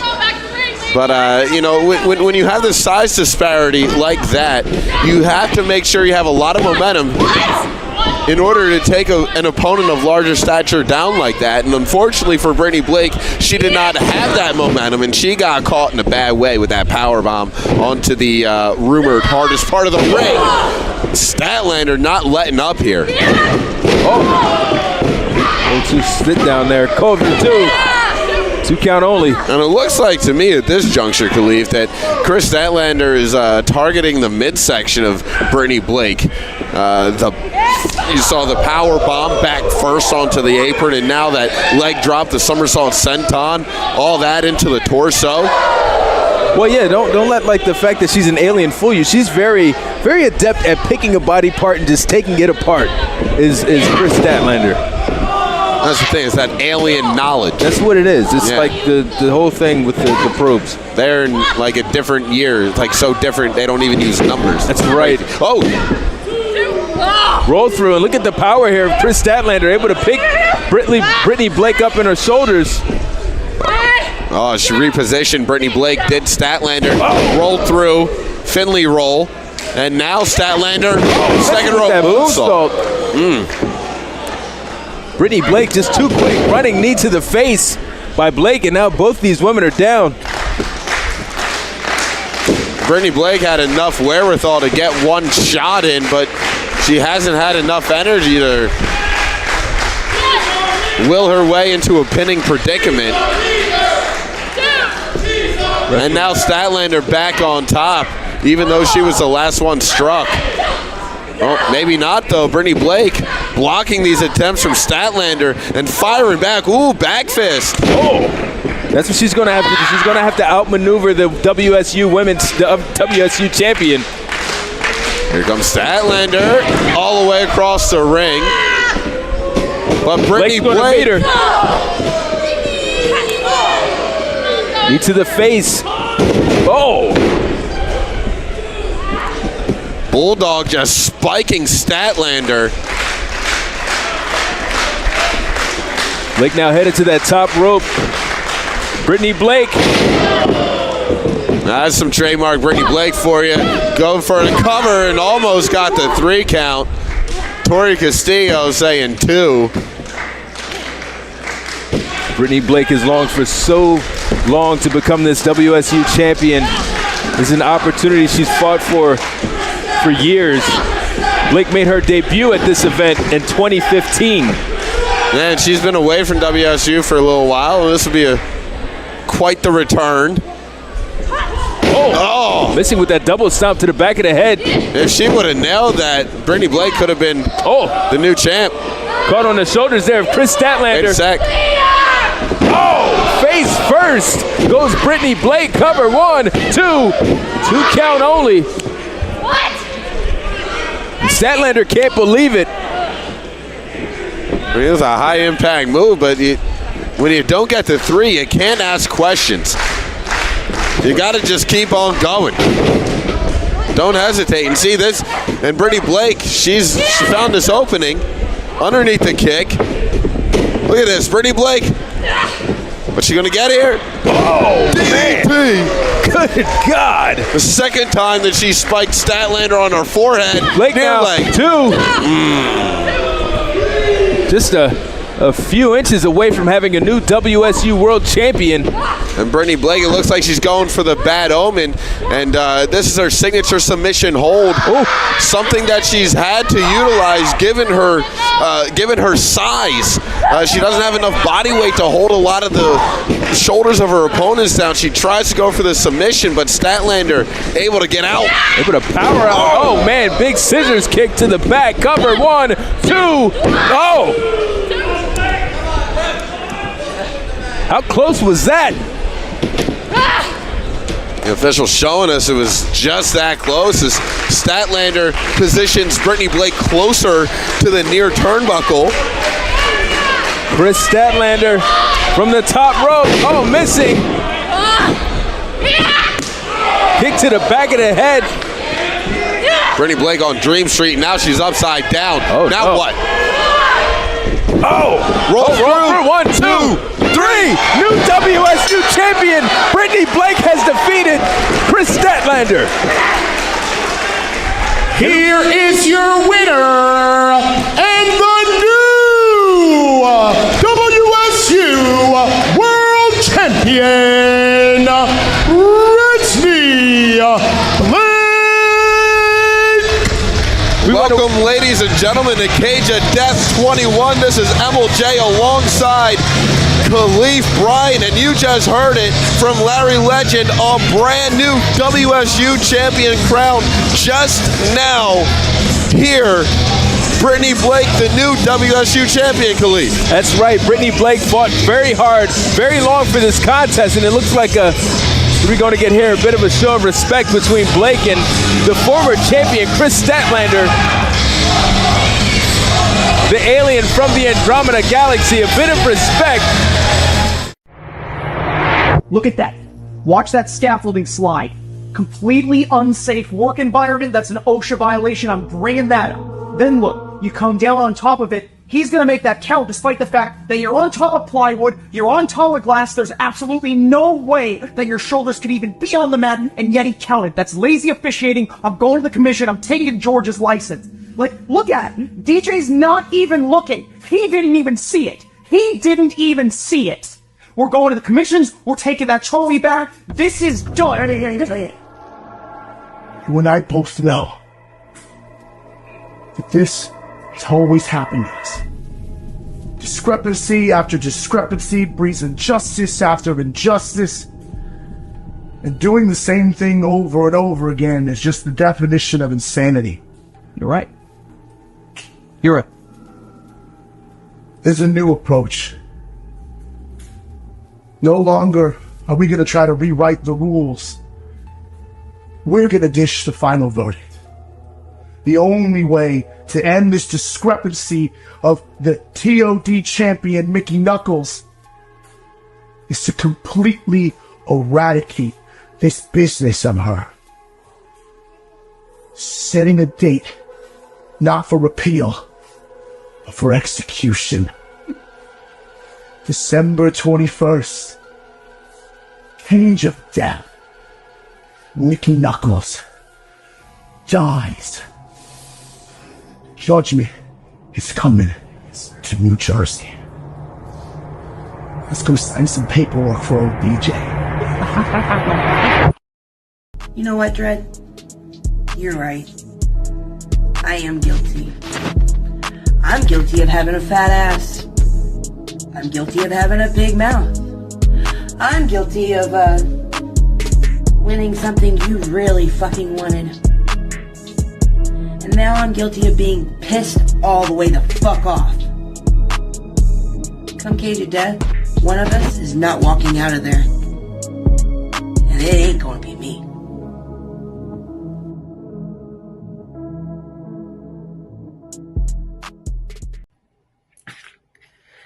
Why am I not surprised? I mean, seriously, two of the biggest crybabies in all of professional wrestling back at it again.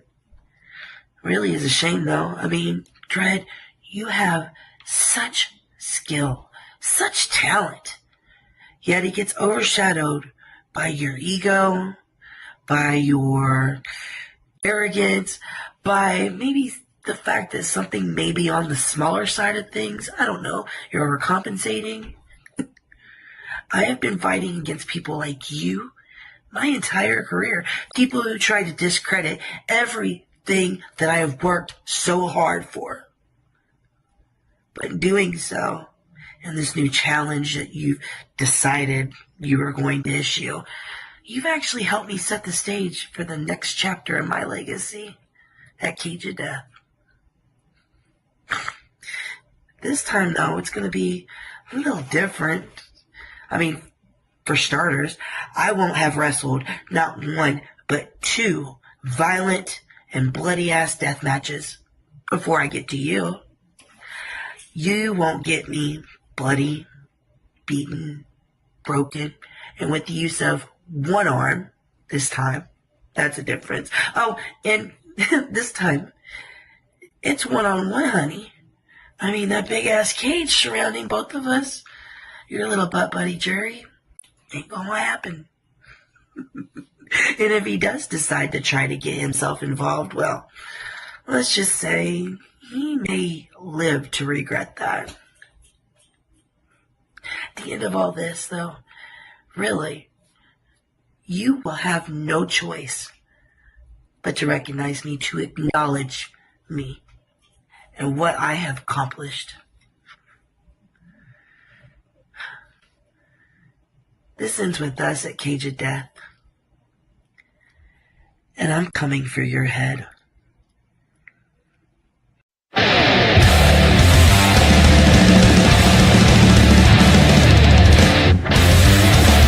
Not sure what Judge Joe is truly planning, even if he even is planning anything. Best things in life come without planning. Certainly, but things certainly not going according to plan for Mickey Knuckles right now. No, absolutely not. She is a bloody mess. Oh! That ain't gonna help either. To the cover. Just a 2 count. You're not gonna beat Mickey Knuckles that easy. I love referee Jumbo right on top of the action right there. He was quick to make that right there, right in position. Excellent referee, I might add you. We love Jumbo. Oh, and another one. Smoked. Oh my God. Oh, and Mickey does not appreciate it. Oh no. Mickey's face is covered in blood. I mean, that is a crimson mask if I've ever seen one. I mean, Mickey is tough as they come, but even for somebody like Mickey Knuckles, I have to wonder if Oh, look at this. Oh, no, Northern Light suplex from Mickey Knuckles. And that cabin's still on top of the door bridge, too. Oh, yeah. I mean, and I bring that up because with every single landing impact on the mat, you never know that cabin could fall off of the door bridge, come falling on top of you, not expecting it. Onto the cover. I mean, that is the risk you play. Sometimes that could lead to something in your favor in the future. Sometimes it might backfire. That's the dangers of deathmatch wrestling. Everything is dangerous in deathmatch wrestling, especially inside of the Cage of Death. Inside the Cage of Death, man. Okay, now Judge Joe looking for a loose tube here. Oh, in the mouth. Oh my God, again. Her jaws. Well, not just the jaw. Oh. That's got to be terrible for the spine. Just everything working against her. Just because the tube didn't break doesn't mean it wasn't brutal. As we alluded to before, without the give of that light tube breaking, it's added additional pounds of impact. It's not good. Judge Joe seems to have an idea. But will he be able to execute it? That's the thing. That is a fair point, but as he climbs atop, as he ascends to the top of the Cage of Death, like many greats have done before him. And mind you, you have to climb up the cage. There's no turnbuckles, there's no ropes, there's no platforms. This is where the heroes are made in Cage of Death. This is where the legends are inscribed in history. Just 2 competitors battling out. This could be bad for both of them, depending on how it goes. Both of them looking pretty worse for wear right now. Oh, they've been going through absolute hell. Oh, Defiant. Bird in the finger. Oh! As you wait a second, wait a minute. You made a 3 count, but who won? There's a pinfall. See, I can't tell from my vantage point. It looked like they were pinning each other, honestly. Circa TOD finals this year. Unsure. He did it. Did he do it? referee making a call. The winner of Cage of Death, Judge Joe Dredd. He came in here looking to get the win, to solidify his spot here in Deathmatch Wrestling. Not only that, but he also came in here to get revenge for TOD, and he accomplished both goals. Look, I've needed therapy at that end. I couldn't make, I'm so fucking confused. I'm like, okay, the whole, why did he yell at me like that? It's hard to put into words. Why did he yell at me like that? I wasn't being rude or disrespectful. I didn't say a fucking thing. He said, I'm so proud of you. And I was like, oh, this feels like a moment between me and my friend right now. Yeah. And there's something I've always wanted from my friend. I wanted to be able to compete on a mutual playing field. Yeah. And I did it out of respect and love. And what do I get? Fuck you, bitch. And I was like, what the fuck is that? Who does that? I'm having a conversation and we're just talking. And this is after this match with Judge Joe, where you have light tubes put in places where light tubes should not be. In my vagina, yeah. That's a place. Hey, doctor says it's still pristine. It's okay. Should not be there. It's okay. We'll not go to a doc for any other cut, but vagina, we're there. I mean, we're not fucking around, okay? Get in where you fit in. That's the name of my gynecologist. That's a good place to go. It's a magical place. Sponsorship efforts. I'll get you tattooed if you wherever want to you want sponsor it. us here at Combat Zone Wrestling, just send a email and let us know. Just let us know. We're demonetized now so hard. Let everybody know to like and subscribe. Hit one of the buttons. Yeah, we need it. That's good, I guess. One of them. Yeah, there you go. One of the buttons. This is Mickey Knuckles. That's probably. Don't change your dial. I'm this weird in person. People have unsubscribed. Yeah. Oh, well, that's fine. I'm not their cup of tea. I'm not their cup of tea, but, like somebody said, I'm a double shot of whiskey. I'll take it. Well, I was thoroughly impressed with that. Was my first introduction to Mickey Knuckles, and that was a great introduction. The finish of that match, you and Judge Joe go through this box of light, this cube, a cubic yard of light tubes. I think they call them log cabins. A log cabin of light tubes. Defiant. Bird in the finger. Oh!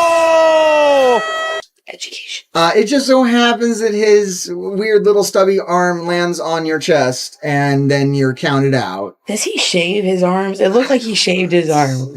I've been way too close. We know you're a furry fairy. Yeah. Calm down. It's okay. Fairy. But whatever. This gave you the loss at Cage of Death. Is this something that I know the winning tournament death is a big deal. Do you want to win a Cage of Death, or is it enough to go? Is anything ever enough in this business? Not for Mickey Knuckles. Isn't there more to be done? More things. I know I'm not going to be able to do it all by myself. Your work is definitely not finished with Judge Joe.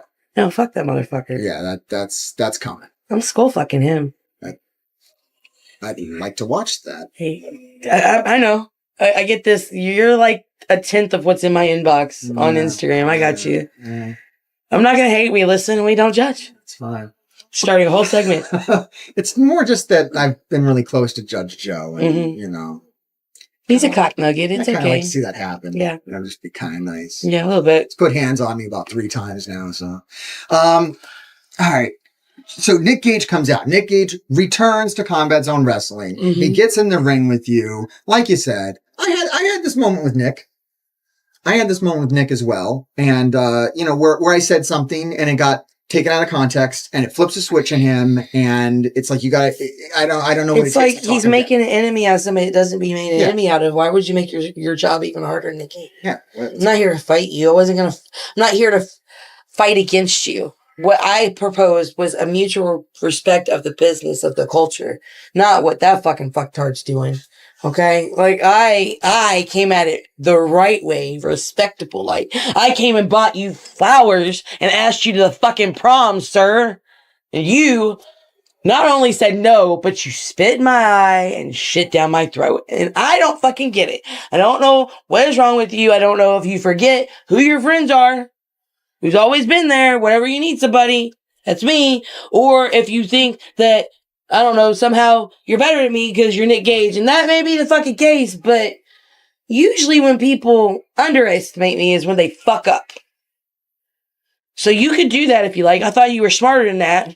Or maybe the years of wear and tear on yourself has made you forget that.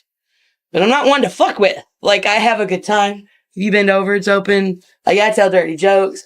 I'm just living my best life out here. Tracy Smith said we had to fucking amuse ourselves. But the day you cross that line, then you join Dread on that other side. No longer is it my enemy's enemy is my friend. That's not how fucking happened. Now I've got two fucking enemies. Are you my fucking enemy or are you my friend? That's all I need to know. Well, after we eliminate the cockroach problem, and by cock I mean no cockroach, I've never wrestled you, Nick. You son of a bitch! This is what I'm talking about. I show my good grace, and you run your fucking mouth, bitch. So second one on the fucking list, this asshole! Death matches! That's all I do in CZW is death matches! Fuckers! And you're second on the list! It's every time! I'm Mr. Hargrave here at Cage of Death 22, the first Cage of Death that they've had since 2019. I'm here with Nick fucking Gage. We just saw you. And MPK motherfucking Joe in the house. Yeah, right. Oh yeah.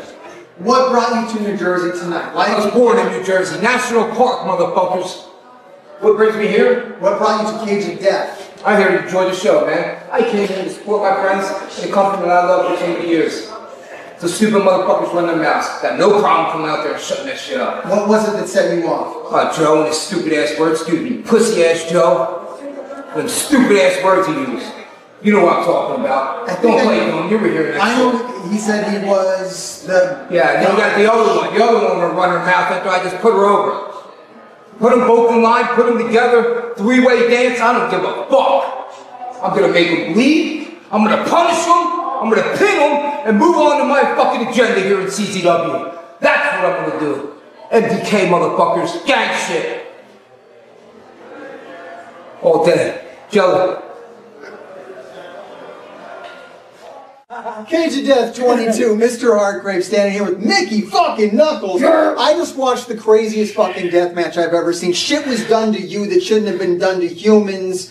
No one should have had to have endured what you went through. That was some crazy shit. Were you in my bedroom last Tuesday? Is that what we're talking about? Because that happens. I mean, it happened. But are you talking about, you're talking about pussy ass bitch. Pussy ass bitch with this pussy ass cut monkey person. Yeah, I know what you're talking about, yeah. I don't know his person's name. Is it Jury? Is it Jury? Or is it Cuck Nugget? I don't know what it is. But yeah, I'm not too happy with that one right now. The Tracy thing caught the line. Just crossed it. Fucking crossed it. Yeah. And then Nick. What the fuck, Nick? I meant it respectful. I just wanted to wrestle you because I've never wrestled you. And you just said you were so fucking proud of me, and I was on a high. I was like, you know what? Nick fucking Gage just said, Mickey Knuckles, I'm proud of you. And my heart melted a little bit, and I was caught up in the moment. I almost cried. Felt like a little bitch. Almost cried. But I didn't. I fucking toughed it out because Mama didn't raise a fucking bitch. But then what did you do? All I meant it respect. All I asked for was a fight. Not a mean fight, but a fight amongst friends. We could get, I'm probably going to drink a couple beers beforehand because that's what I do. But I like fighting my friends. And what the fuck did you do? Call me a bitch. Look, I've been called a lot worse. I'll admit it. But fucking you, Nikki. I've known you since the first time I was in Cage of Death. Back in, what was it, like 04? What the fuck did I do to you? What did I, you just told me you're proud of me. Are you on PMS? I'm supposed to be on fucking PMS and get an IUD, bitch. I haven't fucking period in fucking 10 years. Get an IUD. Solve that shit right now. What the fuck is, When we talked to Nick Gage and he was proposing a three-way match between you, the judge, and him. That could be fun. Here's the problem with that, though. Because Nikki's unpredictable. And the fans feed Nikki's unpredictable nature.